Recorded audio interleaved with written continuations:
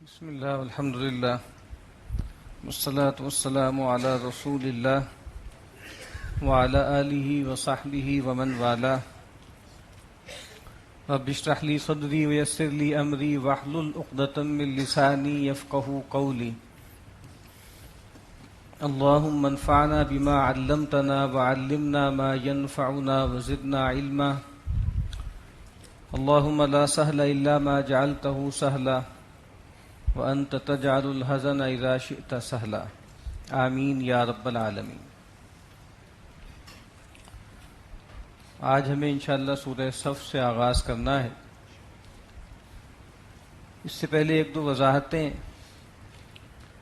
مجھے کرنی تھیں۔ کل سورہ حشر کے آغاز میں جو جلا وطنی کا معاملہ ہوا تھا بنو نذیر کا، میں نے شاید یہ کہا تھا کہ یہ بدر کے بعد ہوا۔ تو ابھی ایک صاحب نے توجہ دلائی تھی کہ بدر کے بعد جو معاملہ ہوا تھا اقدام کا، وہ بنو قینقاع کے خلاف ہوا تھا، اور بنو نذیر کے خلاف جو اقدام ہوا جلا وطنی کا، وہ احد کے بعد ہوا تھا۔ ایک تو یہ وضاحت مطلوب تھی۔ دوسرا، کل جو آیات ہم نے آخر میں پڑھی تھیں جس میں معاملہ یہ تھا کہ وہ خواتین کے جو مسلمانوں کے نکاح میں تھیں لیکن وہ ہجرت کر کے نہیں آئیں اور مشرکین کے ساتھ ہی رہیں، تو کہا گیا کہ بھئی ان کے ساتھ اپنا تعلق ختم کر لو۔ اسی طریقے سے کوئی خواتین اگر وہاں سے آ جائیں ہجرت کر کے اور ایمان قبول کر لیں تو ان کا جو رشتہ ہے وہ اپنے مشرک جو ہے وہ شوہروں کے ساتھ ختم ہو جائے گا۔ تو اس میں جو آیت تھی وہ اس کا میں صحیح طرح ترجمہ کر نہیں پایا تھا، گڑبڑا سا گیا تھا میں۔ یہ جو الفاظ تھے اعوذ باللہ من الشیطان الرجیم بسم اللہ الرحمن الرحیم وَاسْأَلُوا مَا أَنفَقْتُمْ وَلْيَسْأَلُوا مَا أَنفَقُوا۔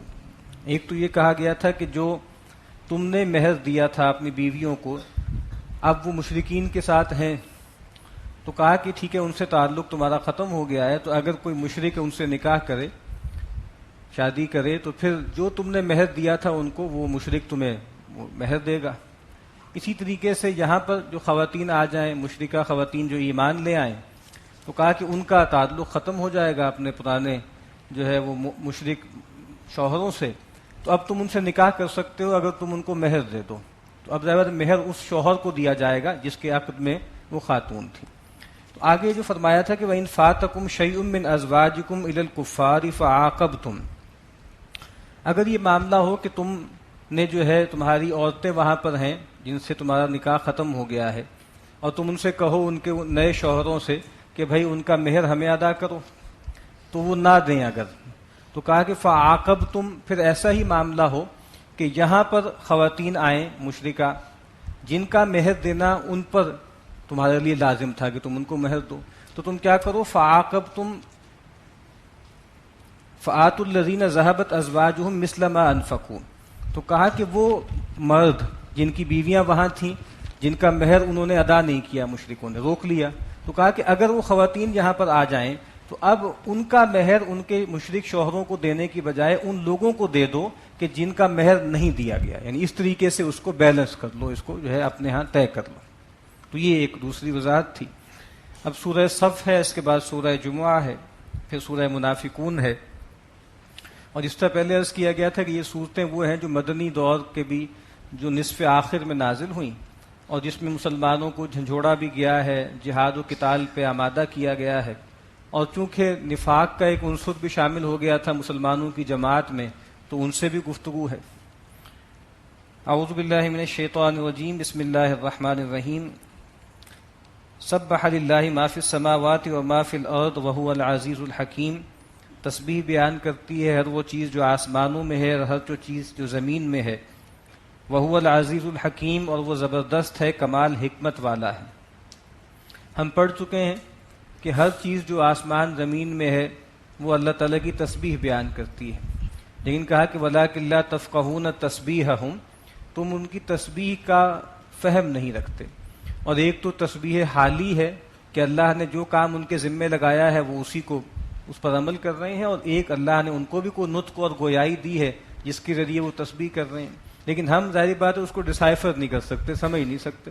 سیدنا داؤد علیہ السلام کو اللہ نے وہ صلاحیت دی تھی کہ جب وہ اللہ کے حمد کے نغمے الاپتے تھے تو پرندے اور جو پہاڑ ہیں وہ بھی ان کے ساتھ شریک ہو جاتے تھے تسبیح میں.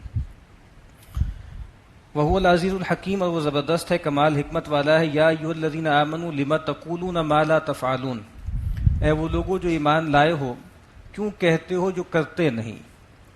کبر مقتا عند اللہ ان تقولوا ما لا تفعلون، بڑی ہی بیزاری کی بات ہے اللہ کے نزدیک کہ تم کہو وہ چیزیں، وہ باتیں کہو جو تم کرتے نہیں ہو یا جو تم کرو نہ. یہ جو آیات ہیں ان کو عام طور پہ ہمارے ہاں بیان کیا جاتا ہے قول و فعل کے تضاد کے حوالے سے، کہ اگر انسان جو ہے وہ دوسروں کو نیکی کی دعوت دے رہا ہے، بھلائی کی تلقین کر رہا ہے اور خود پوری طرح اس پر عامل نہیں ہے تو عام طور پر یہ آیت پڑھی جاتی ہے.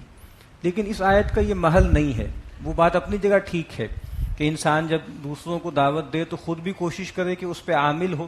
پیچھے ہم پڑھ چکے ہیں اہل کتاب کے علماء سے کہا گیا تھا کہ اتأمرون الناس بالبر وتنسون انفسکم، تم لوگوں کو نیکی اور وفا کی تلقین کرتے ہو اور اپنے آپ کو بھول جاتے ہو. تو گیپ کم سے کم ہونا چاہیے. یہ اور بات ہے کہ یہ گیپ کبھی پورا ہو نہیں سکتا، کیونکہ دین کے جو بلند ترین اقدار ہیں نا وہ آئیڈیلز ہوتے ہیں، اور آئیڈیلز کبھی اچیویبل نہیں ہوتے.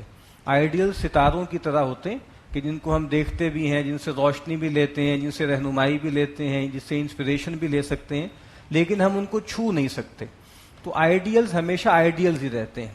تو کوشش کرنی چاہیے کہ انسان اس کی طرف بڑھے، لیکن یہ بات کہ انسان جب تک کسی چیز پر پوری طرح عامل نہ ہو اس وقت تک اس کی دعوت نہ دے، یہ ممکن نہیں ہے. ہمارے اسلاف میں بھی اس طرح کی باتیں لوگوں نے کی. تو سعید ابن مسیب کے سامنے جب یہ بات کہی گئی تو انہوں نے کہا کہ بھائی تم چاہتے ہو کہ شیطان جیت جائے، اور اس طرح تو شیطان جیت جائے گا نا، کہ اگر آدمی اس طرح ہچکچائے کہ میں کیا بات کروں، کیا لوگوں کو کوئی بات بیان کروں یا کوئی درس دوں یا قرآن کی تذکیر کروں یا دعوت دوں، جب تک میں پوری طرح پورے قرآن کے ہر حکم پہ عمل نہ کر لوں. تو بہرحال یہاں پہ جو بات بیان ہوئی ہے وہ دوسری ہے. یہاں جو گیپ ہے وہ دعوے میں اور عمل میں ہے، کہ یہ بہت سے لوگ تھے کہ جو ابتدائی جنگوں میں شریک نہیں ہو سکے اور انہوں نے دعوے کیے کہ ہم جو ہے وہ چھکے چھڑا دیں گے اور بہت جو ہے وہ خوب اللہ کے راستے میں قتال کریں گے، مال کی قربانی بھی دیں گے. یا جب تک ان کو روکا گیا تھا، ان کے ہاتھ روکے گئے تھے، تو وہ بار بار اصرار کرتے تھے کہ ہمارا ہاتھ کیوں نہیں کھولا جاتا، ہمیں اجازت کیوں نہیں دی جاتی کہ ہم تلوار اٹھائیں. اور جب اللہ تعالیٰ نے حکم دے دیا، فلما کتب علیہم القتال، جب اللہ تعالیٰ نے قتال فرض کر دیا تو ایک گروہ جو ہے اعراض کرنے لگا، اور پھر اس موقع پر کہنے لگا کہ قالوا ربنا لما کتبت علینا القتال، کہ اے رب تو نے ہم پر قتال کیوں فرض کر دیا. تو یہ ان لوگوں کا تذکرہ ہے. تو دعوے نہ کیا کرو بہت بڑے بڑے. ایسے دعوے کیوں کرتے ہو کہ جب اس کو پر عمل کرنے کا وقت آئے تو تم اس پر پورے نہ اتر سکو. جس طرح ہم کہتے ہیں کہ جو سچے اہل ایمان ہوتے ہیں وہ پورا کر دیتے ہیں. من المؤمنین رجال صدقوا ما عاہدوا اللہ علیہ، اہل ایمان میں وہ ایسے جوان مرد بھی ہیں جو اللہ سے جو وعدہ کیا اس کو سچ کر دکھایا.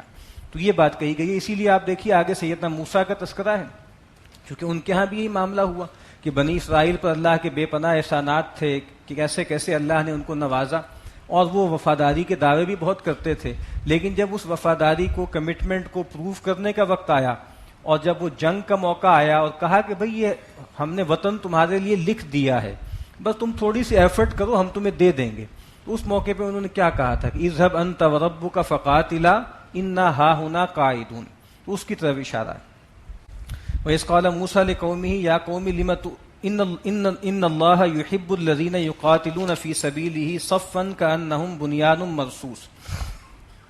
بے شک اللہ تعالیٰ تو محبت کرتا ہے ان لوگوں سے جو اللہ کے راستے میں قتال کرتے ہیں صفے باندھے ہوئے، گویا کہ وہ سیسا پلائی ہوئی دیوار ہے. یعنی وہی بات کہ اللہ سے محبت کے دعوے تو بہت ہیں اور اللہ کے محبوب ہونے کے دعوے بھی بہت ہیں. یہود کو بہت تھے، نحن ابناء اللہ واحباؤہ. اور جو منافقین تھے چونکہ اصلاً وہ یہود ہی کے پروردہ تھے، وہ بھی اس طرح کے خیالات رکھتے تھے. تو کہا کہ بھئی اگر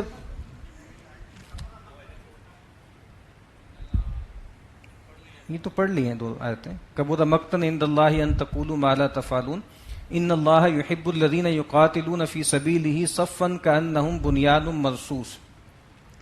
تو اللہ تعالیٰ کے محبوب کون ہیں؟ اللہ کے ان سے محبت کرتا ہے جو صرف باتیں ہی بناتے ہیں اور اللہ سے محبت کا ادعا رکھتے ہیں. نہیں، اللہ تعالیٰ تو محبت کرتا ہے ان لوگوں سے جو اس کے راستے میں قتال کرتے ہیں اور ایسے قتال کرتے ہیں جیسے صفے باندھے ہوئے گویا سیسا پلائی ہوئی دیوار ہے. تو اس میں یہود کا بھی رد کر دیا, منافقین کا بھی رد کر دیا جو سمجھتے تھے کہ ہم اللہ کے بڑے چہیتے ہیں, اس وجہ سے اللہ نے ہمیں دنیا میں نوازا ہے. وَإِذْ قَالَ مُوسَىٰ لِقَوْمِهِ, اور یاد کرو جب کہا موسیٰ نے اپنی قوم سے, یا قومی, اے میری قوم, لِمَ تُؤْذُونَنِي, تم مجھے اذیت کیوں دیتے ہو, وَقَدْ تَعْلَمُونَ أَنِّي رَسُولُ اللَّهِ إِلَيْكُمْ, جبکہ تم جانتے ہو کہ میں اللہ کا رسول ہوں تمہاری طرف. یعنی یہ سب سے بڑی اذیت کیا ہے, وہی جو میں نے کہا کہ جب انہوں نے قتال سے صاف انکار کر دیا. یعنی اللہ تعالیٰ کی نعمتیں جو ہیں وہ پاتے رہے, من و سلوہ بھی, اور بادل بھی, اور چشمے بھی, اور سمندر کا پھاڑ دینا بھی, کتنے احسانات اللہ کے دیکھے, لیکن جب شکر گزاری کا موقع آیا تو نمک حرامی کی. اس موقع پہ سیدنا موسیٰ نے فریاد کی تھی کہ ربی انی لا املک الا نفسی و اخی ففرق بیننا و بین القوم الفاسقین. تو اب کہہ رہے ہیں کہ یہ یہود جو ہیں جو اب آج اترا رہے ہیں, اس طرز عمل پر تو سیدنا موسیٰ نے اعلان برات کیا تھا, وہ کس بات پہ اکڑ رہے ہیں. تو کہا کہ اس طریقے سے جو ہے تم مجھے اذیت کیوں دے رہے ہو. فلما زاغوا ازاغ اللہ قلوبہم, اور جب وہ کج ہو گئے, جب ان کے دل جو ہے وہ ٹیڑھے ہو گئے تو اللہ نے ان کے دلوں کو بھی ٹیڑھا کر دیا. یہ اللہ کی سنت ہے جو ہم جا بجا پڑھتے ہیں. جب انہوں نے اپنی آزاد مرضی سے جو ہے طے کر لیا کہ ہم نے حق کو قبول نہیں کرنا, تو ایک وقت آتا ہے کہ اللہ تعالیٰ پھر ان پر مہر کر دیتے ہیں.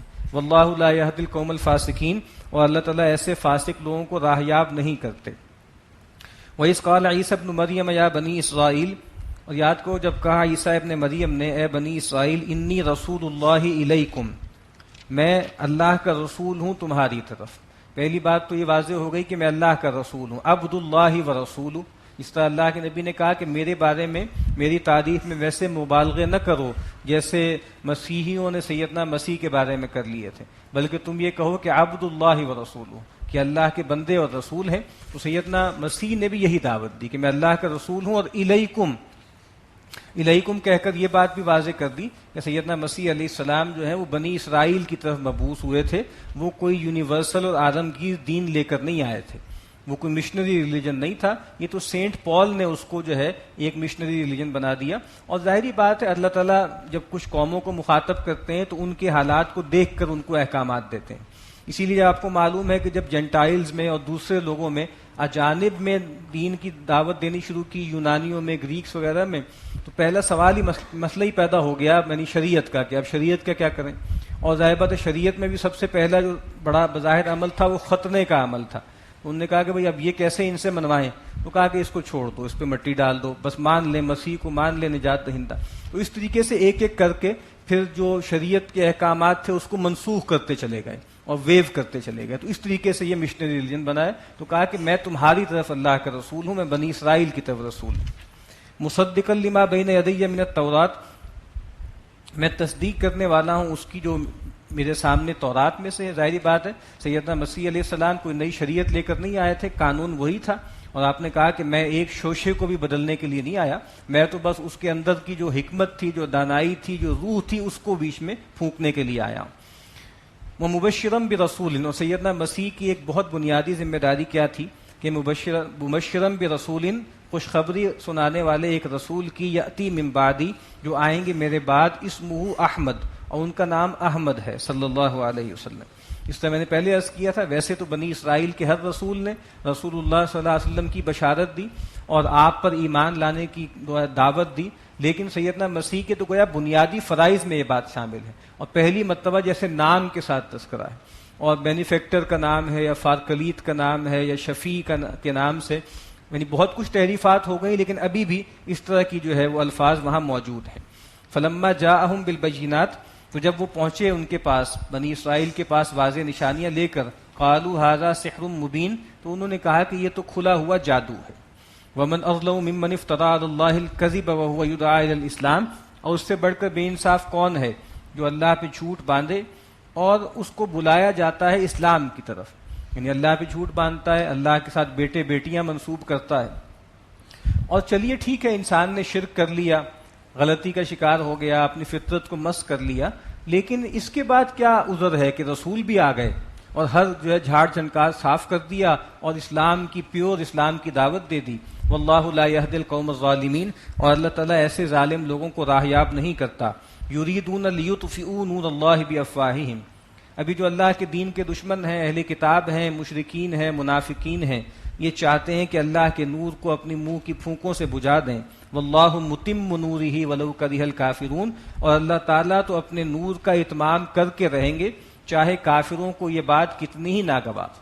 کچھ نہیں ہو سکتا، یہ جتنی مرضی باتیں بنا لیں، جیسی مرضی سازشیں کر لیں، اور خاص طور پہ اہل کتاب زبان کے ذریعے، گفتگو کے ذریعے رسول اللہ صلی اللہ علیہ وسلم کی جو نشانیاں تھیں ان کو مٹاتے تھے، ڈسٹارٹ کرتے تھے، تو اس کا بھی خاص طور پہ اشارہ ہے. هو الذی ارسل رسولہ بالہدی ودین الحق لیظہرہ علی الدین کلہ، اور وہی ہے اللہ جس نے بھیجا اپنے رسول صلی اللہ علیہ وسلم کو الہدی یعنی قرآن مجید دے کر اور دین حق دے کر، تاکہ وہ اس کو غالب کر دے تمام ادیان پر. رسول اللہ صلی اللہ علیہ وسلم کے دور میں یہ غلبہ ہو گیا جزیرہ نماء عرب کی حد تک، اور قیامت سے پہلے تمام جو ہے وہ زمین پر ہو جائے گا. اور اس کے درمیان میں بھی جب جب اہل ایمان ہمت کریں گے، کوشش کریں گے، ان کے ذمے ہے کہ جو دین ان کو دیا گیا ہے وہ صرف پڑھنے پڑھانے اور ریسرچ کا جو ہے اس کا موضوع تو نہیں بنتا نا، وہ اس لیے ہے کہ اپنی زندگیوں میں بھی، اپنے سماج میں بھی، اپنی ریاست میں بھی اس کو غالب کریں. وَلَوْ كَرِهَ الْمُشْرِكُونَ، چاہے یہ بات مشرکوں کو کتنی ہی ناگوار ہو. یا ایھا الذین آمنوا هل ادلکم علی تجارۃ تنجیکم من عذاب علیم، اے وہ لوگوں جو ایمان لائے ہو، کیا میں تمہاری رہنمائی نہ کروں ایک ایسی سوداگری کی طرف جو تمہیں نجات دے دے دردناک عذاب سے. قرآن مجید میں جو میٹافرز ہیں تجارت کے، یہ بہت زیادہ آئے ہیں. تجارت اور اس سے دھوکہ، نقصان، اللہ تعالیٰ نے خرید لیے اہل ایمان سے ان کی جانیں اور مال جنت کے عوض. تو کہا کہ ایک تجارت ہے، تم بھی دنیا میں بیوپار کرتے ہو، بیع و شرا کرتے ہو، ایک ڈیل ہم تمہیں بھی بتاتے ہیں. اور وہ ڈیل کیا ہے، اس میں چیز ایٹ سٹیک کیا ہے؟ ایٹ سٹیک جو ہے وہ ہمیشہ کی کامیابی ہے یا ہمیشہ کا خسارہ ہے. تو کہا کہ ہم اس تجارت کی طرف تمہاری رہنمائی کرتے ہیں. وہ کیا ہے؟ تؤمنون باللہ ورسولہ، تم ایمان لاؤ اللہ پر، اس کے رسول پر. وتجاہدون فی سبیل اللہ باموالکم وانفسکم، اور جہاد کرو اللہ کی راہ میں اپنی مال سے بھی اور اپنی جان سے بھی. ذالکم خیر لکم ان کنتم تعلمون، یہی تمہارے حق میں بہتر ہے اگر تم علم رکھتے ہو. یہ دوسرا مقام ہے. پہلے ہم نے سورہ حجرات میں پڑھا تھا، وہاں پر بتا دیا گیا کہ حقیقی مومن کون ہے. وہاں پر بھی حقیقی مومن کی تعریف کیا تھی کہ جو اللہ پر ایمان لائیں، آخرت پر ایمان لائیں، پھر شک میں نہ پڑیں اور اس کے راستے میں جہاد کریں، محنت کریں، کوشش کریں جان و مال سے. تو یہ بات واضح ہو گئی کہ حقیقی مومن وہی ہے جو ایمان وہ رکھتا ہے جس میں کوئی ریب نہ ہو، کوئی کھٹک نہ ہو، اور جو اللہ کی راہ میں جہاد کرتا ہے. اور یہاں بھی بتا دیا کہ جو بھی کوئی شخص چاہتا ہے کہ آخرت میں دردناک عذاب سے بچ جائے تو اس کی بھی دو شرطیں ہیں کہ وہ ایمان لائے اور پھر اللہ کی راہ میں جہاد کرے، محنت کرے، کوشش کرے. اور اس لیے آپ کو معلوم ہے کہ قتال تو ہر آدمی کی زندگی میں آتا بھی نہیں. رسول اللہ صلی اللہ علیہ وسلم کی زندگی میں بھی ایک موقع تھا جب قتال کو فرض عین کہا گیا تھا، تبوک کے موقع پہ، ورنہ آپشنل رہا، فضیلت کی چیز رہی. اس کا مطلب یہ ہے کہ بھئی قتال تو اس کی آرزو تو رکھنی چاہیے، ضرور رکھنی چاہیے، اس کے بغیر تو ایمان ناقص ہے. لیکن اس کا مطلب یہ ہے کہ جہاد اس سے کہیں زیادہ ہے. نفس کے خلاف جہاد ہے، شیطان کے خلاف جہاد ہے، اور پھر دین کی دعوت کے میں جہاد ہے، دین کو قائم کرنے کی جد و جہد میں جہاد ہے. تو اس کی طرف توجہ دلائی. اسی لیے ڈاکٹر صاحب کا بہت چھوٹی سی ایک تحریر ہے، قرآن اور جہاد، بہت اچھی تحریر ہے. اس میں ڈاکٹر صاحب نے یہی بیان کیا ہے کہ جو قرون مشہود اللہ بالخیر ہیں، جو پہلا دور تھا ہمارا اس امت کا، جو گولڈن پیریڈ تھا، اس میں یہ دو عظیم ترین حقیقتیں تھیں، ایک قرآن اور جہاد. اور وہ کہا کرتے تھے کہ ایک بندہ مومن کی شخصیت جو ہمیں سامنے آتی تھی، اس کے ایک ہاتھ میں قرآن ہے، ایک ہاتھ میں جو ہے وہ تلوار ہے. قرآن مجید کے ذریعے ایمان حقیقی کا وصول ہوتا ہے، اور پھر اس ایمان حقیقی کا ظہور ہوتا ہے خارج میں اللہ کے راستے میں محنت، کوشش، جد و جہد، جس کی کلمینیشن قتال فی سبیل اللہ میں ہوتی. یغفر لکم ذنوبکم، اگر تم یہ دو کام کرو گے تو اللہ تعالیٰ تمہارے گناہوں کو بخش دے گا. ویدخلکم جنات تجری من تحتها الانہار، اور وہ تمہیں داخل کرے گا ایسے باغات میں جن کے دامن میں ندیاں بہتی ہوں گی. ومساکن طیبۃ فی جنات عدن، اور ایسے پاکیزہ گھر اور مسکن جو ایسے باغات میں ہیں کہ جو ریزیڈینشل ہیں، رہائشی باغات ہیں. ذالک الفوز العظیم، یہی ہے بڑی کامیابی. اللہم ربنا اجعلنا منہم. تو کہا کہ اصل کامیابی یہی ہے کہ انسان جو ہے وہ جنت کو پالے اور اللہ کی رضا کو پالے. وَأُخْرَىٰ تُحِبُّونَهَا، لیکن ایک دوسری چیز ہے جو تمہیں بہت پسند ہے. وہ کیا ہے؟ نصر من اللہ وفتح قریب، وہ بھی مل کے رہے گی. اللہ کی مدد آئے گی اور ایک قریب کی فتح آئے گی. وبشر المؤمنین، اور اے نبی بشارت دیجیے اہل ایمان کو. یعنی اصل جو کامیابی ہے وہ کیا ہے؟ وہ تو آخرت کی کامیابی ہے. فمن زحزح عن النار وادخل الجنۃ فقد فاز. جس کو جہنم سے بچا لیا گیا اور جس کو جنت میں داخل کر دیا گیا وہ ہے جو اصل میں کامیاب ہے. لیکن کہا کہ تمہیں دنیا میں بھی چاہتے ہو کہ غلبہ ہو تو وہ بھی ہم تمہیں دیں گے. لیکن یہ بات سمجھنی چاہیے کہ رسول اللہ صلی اللہ علیہ وسلم کے جو صحابہ ہیں، ان کے ساتھی ہیں، ان میں سے تو ہر ایک کے لیے یہ بشارت ہے جو آخر تک حیات رہیں گے کہ وہ دین کا غلبہ دیکھیں گے، اللہ کی مدد دیکھیں گے. بہت سے مکہ میں چلے گئے، بہت سے بدر سے پہلے چلے گئے، بہت سے حدیبیہ سے پہلے چلے گئے، بہت سے فتح مکہ سے پہلے چلے گئے تو وہ بھی نہیں دیکھ سکے. لیکن ہم سے اور آپ سے کوئی گارنٹی نہیں ہے. ہمارے آپ کے ساتھ معاملات ہیں وہ تو چلتے رہیں گے، اور یہ ضروری نہیں ہے کہ ہر آدمی کے لائف سپین میں اس طرح کا معاملہ آئے کہ اس کی ایفرٹ جو ہے وہ منزل تک پہنچ جائے اور اللہ کی مدد آئے اور فتح قریب آئے. یا ایھا الذین آمنوا کونوا انصار اللہ، اے وہ لوگوں جو ایمان لائے ہو جاؤ اللہ کے مددگار. ظاہری بات ہے اللہ کی مدد کے کیا معنی ہے؟ اللہ کے دین کی مدد، اس کے دین کی دعوت اور اقامت کے لیے محنت کرنا. کما قال عیسی ابن مریم للحواریین من انصاری الی اللہ، جیسا کہ کہا تھا عیسیٰ ابن مریم نے اپنے دوستوں سے، اپنے ساتھیوں سے کہ کون ہے میرا مددگار اللہ کی راہ میں. قال الحواریون نحن انصار اللہ، تو حواریوں نے کیا جواب دیا؟ ہم اللہ کے مددگار ہیں. اب آپ دیکھیے انہوں نے کہا تھا کون میرا مددگار ہے اللہ کی راہ میں، تو انہوں نے یہ نہیں کہا کہ ہم آپ کے مددگار ہیں اللہ کی راہ میں، انہوں نے کہا کہ ہم اللہ کے مددگار ہیں. چونکہ اس میں کوئی گیپ نہیں ہے، رسول کی مدد گویا اللہ کی مدد ہے. اسی لیے وہاں پڑھ رہے ہیں سورہ فتح میں کہ ان الذین یبایعونک انما یبایعون اللہ، اے نبی جو آپ سے بیعت کرتے ہیں وہ اصل میں اللہ سے بیعت کرتے ہیں. قال الحواریون نحن انصار اللہ، انہوں نے کہا کہ ہم اللہ کے مددگار ہیں. اس سے یہ بات بھی واضح ہو گئی کہ اللہ کے دین کی نصرت اور مدد صرف قتال فی سبیل اللہ پہ موقوف نہیں ہے، کیونکہ ظاہری بات ہے سیدنا مسیح کے حواریوں نے تو کوئی قتال نہیں کیا نا. سیدنا مسیح کی زندگی میں تو کوئی قتال نہیں آیا، کوئی جنگ نہیں آئی، لیکن انہوں نے دین کی نصرت کی، ان کی دعوت کی جو ہے اس کے لیے کام کیا. فآمنت طائفۃ من بنی اسرائیل وکفرت طائفہ، تو ایمان لایا ایک گروہ بنی اسرائیل میں سے ان پر، اور ایک گروہ نے انکار کر دیا. یعنی بنی اسرائیل کی اکثریت نے، ان کی کلرزی نے، ان کی ہائرارکی نے انکار کر دیا. تھوڑے سے لوگ ایمان لے آئے. جو انکار کر دیا وہ گویا یہود ہی رہے، اور جو ایمان لے آئے وہ مسیحی یا نصرانی کہلائے. فَأَيَّدْنَا الَّذِينَ آمَنُوا عَلَىٰ عَدُوِّهِمْ فَأَصْبَحُوا ظَاهِرِينَ، تو ہم نے قوت دی ان لوگوں کو، تائید کی ان کی، جو ان پر ایمان لائے، ان کو ان کے دشمنوں کے خلاف ان کی مدد کی اور وہ ان پر غالب ہو گئے. یعنی ظاہری بات ہے کہ پہلے شروع میں تو بہت پرسیکیوٹ کیے گئے جو نصارہ تھے، لیکن پھر ایک وقت آیا کہ این بلاک جو ہے وہ کنورژن ہو گئی، اور پھر اللہ تعالیٰ نے عیسائیوں کو غلبہ دے دیا. اور ابھی تک آپ دیکھ لیجئے غلبہ ہے عیسائیوں ہی کا غلبہ ہے یہود پر. سورۃ الجمعہ، بسم اللہ الرحمن الرحیم. یسبح للہ ما فی السماوات و ما فی الارض الملک القدوس العزیز الحکیم. تسبیح بیان کرتی ہے ہر وہ چیز جو آسمانوں میں ہے اور زمین میں ہے، کر رہی ہے اور کرتی رہے گی. اللہ کی تسبیح بیان کر رہی ہے اور کرتی رہے گی. کون؟ اللہ کے جو بادشاہ حقیقی ہے، جو قدوس ہے، جو پاک ہے، جو زبردست ہے اور جو کمال حکمت والا ہے. هو الذی بعث فی الامیین رسولا منہم، وہی ہے جس نے بھیجا امیین میں یعنی بنی اسماعیل میں وہ لوگ جو کتاب و شریعت سے واقف نہیں تھے، ایک رسول انہی میں سے. وہ کیا کرتا ہے؟ یتلو علیہم آیاتہ، وہ ان پر اللہ کی آیات پڑھ کے سناتا ہے. ویزکیہم، اور ان کا تزکیہ کرتا ہے. ویعلمہم الکتاب والحکمہ، اور ان کو تعلیم دیتا ہے کتاب کی بھی اور حکمت کی. اور یہ جو اب 4 اوصاف پیچھے بیان ہوئے ہیں، ان کا ان 4 اللہ کے نبی صلی اللہ علیہ وسلم کے 4 وظائف کے ساتھ بڑا گہرا تعلق ہے. کہ وہ اللہ کون ہے؟ وہ بادشاہ ہے، اور بادشاہ کے احکامات جیسے ایک ڈیوائن آرڈیننسز ہوتے ہیں نا، وہ پڑھ پڑھ کے سنائے جاتے ہیں. تو آپ اللہ کے نبی ہیں جو ان پر اللہ کی آیات پڑھ کے سناتے ہیں. وہ اللہ پاک ہے، تو یہ رسول کیا کرتا ہے؟ یہ انسانوں کو بھی پاک کرتا ہے، ان کا تزکیہ کرتا ہے. اور وہ اللہ کیا ہے؟ وہ زبردست ہے. تو ظاہری بات ہے اس زبردست کے احکامات، اس کے جو قوانین ہیں وہ رسول پڑھ پڑھ کے سناتا ہے. اور وہ حکیم ہے، تو وہ نبی بھی کیا کرتا ہے؟ ان کو حکمت اور دانائی اور وزڈم کی باتیں بتاتا ہے. وَإِن كَانُوا مِن قَبْلُ لَفِي ضَلَالٍ مُبِينٍ، اور اس سے پہلے وہ کھلی گمراہی میں ملوث تھے، کھلی گمراہی کا شکار تھے. وَآخَرِينَ مِنْهُمْ، اور کچھ دوسرے ہیں ان میں سے، یعنی امیین اور آخرین. نبی اکرم صلی اللہ علیہ وسلم کی بعثت خصوصی تھی بنی اسماعیل اور اہل قریش، اہل مکہ کی طرف، اور بعثت عمومی جو ہے آپ کی الی کافۃ الناس ہے، تمام انسانوں کی طرف ہے.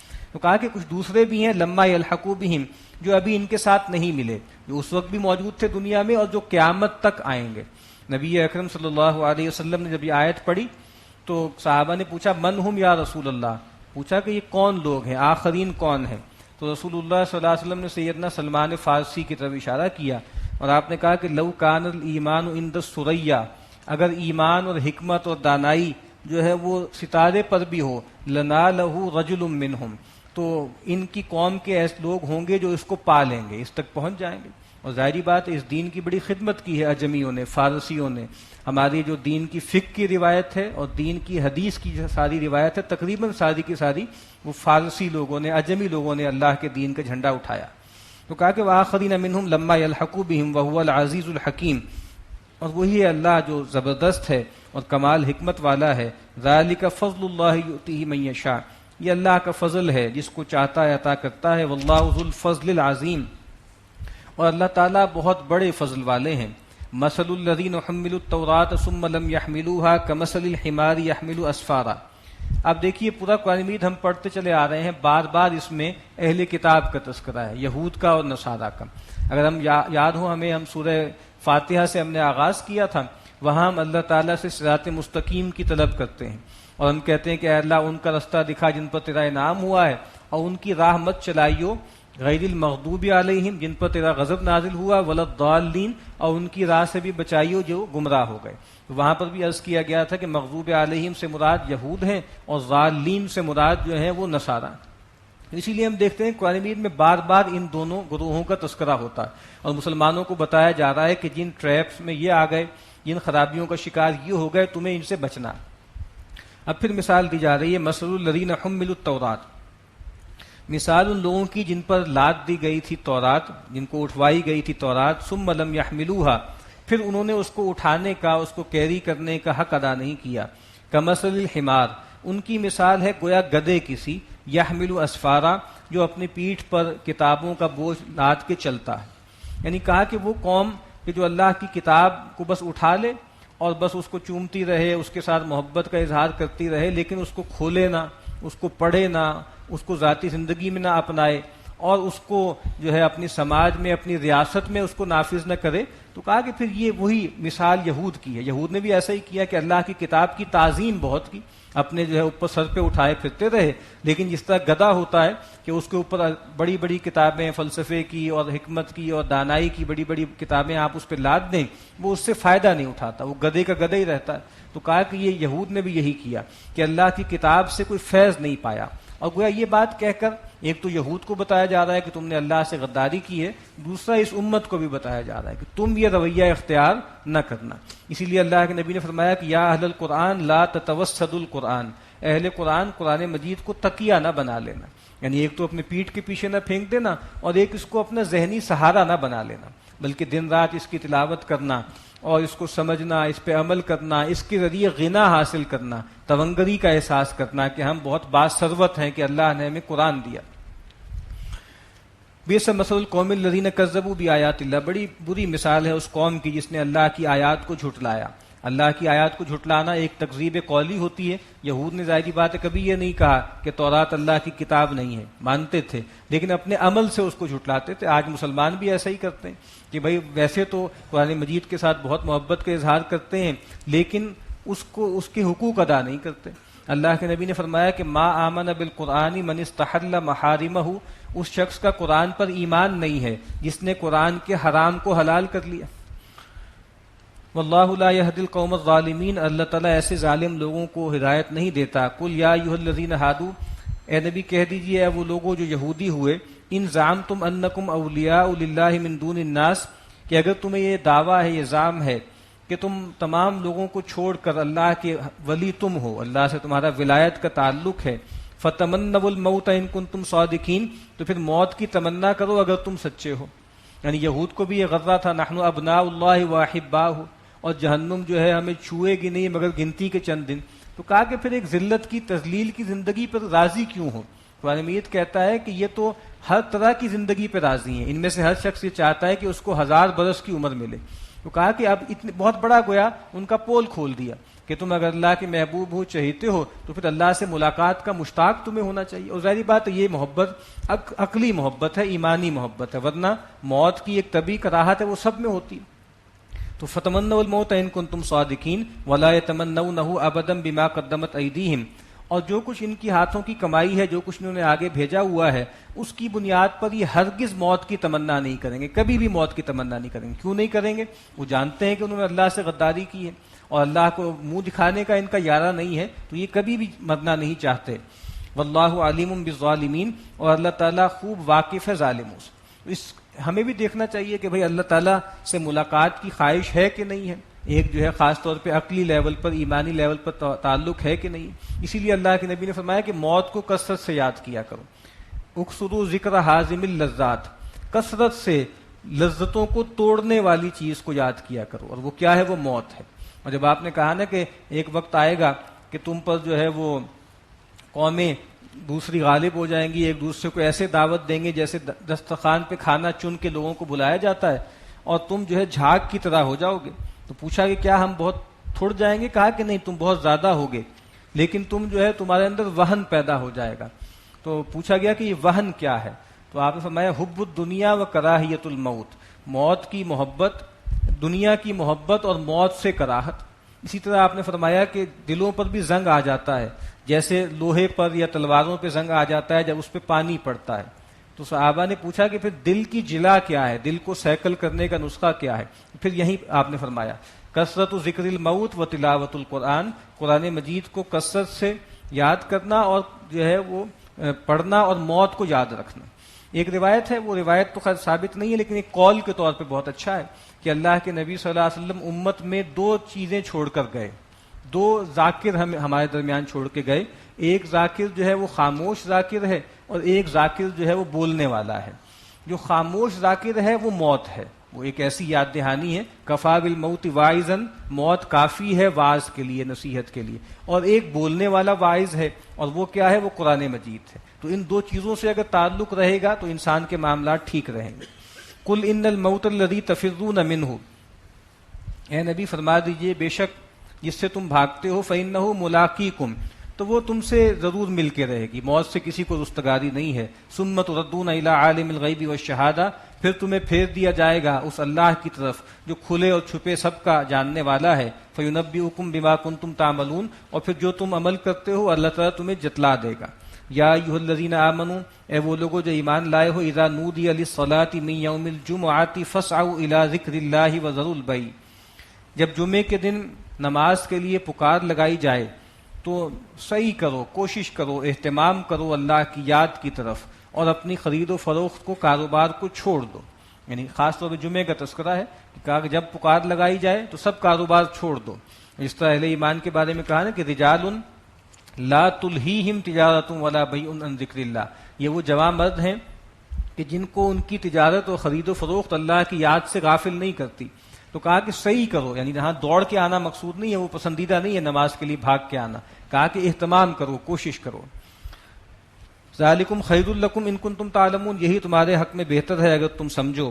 فاذا قضیت الصلاۃ، تو جب نماز پوری ہو چکے، فانتشروا فی الارض، تو زمین میں پھیل جاؤ، وابتغوا من فضل اللہ، اور اللہ تعالیٰ کا فضل تلاش کرو۔ یہ دو باتیں بیان کی گئی ہیں، یہ صیغہ امر کا ہے، اور عام طور پہ تو کہا جاتا ہے کہ الامر للوجوب، کہ امر وجوب کے لیے ہوتا ہے لیکن ہمیشہ وجوب کے لیے نہیں ہوتا، کبھی استحباب کے لیے ہوتا ہے اور کبھی اباحت کے لیے ہوتا ہے۔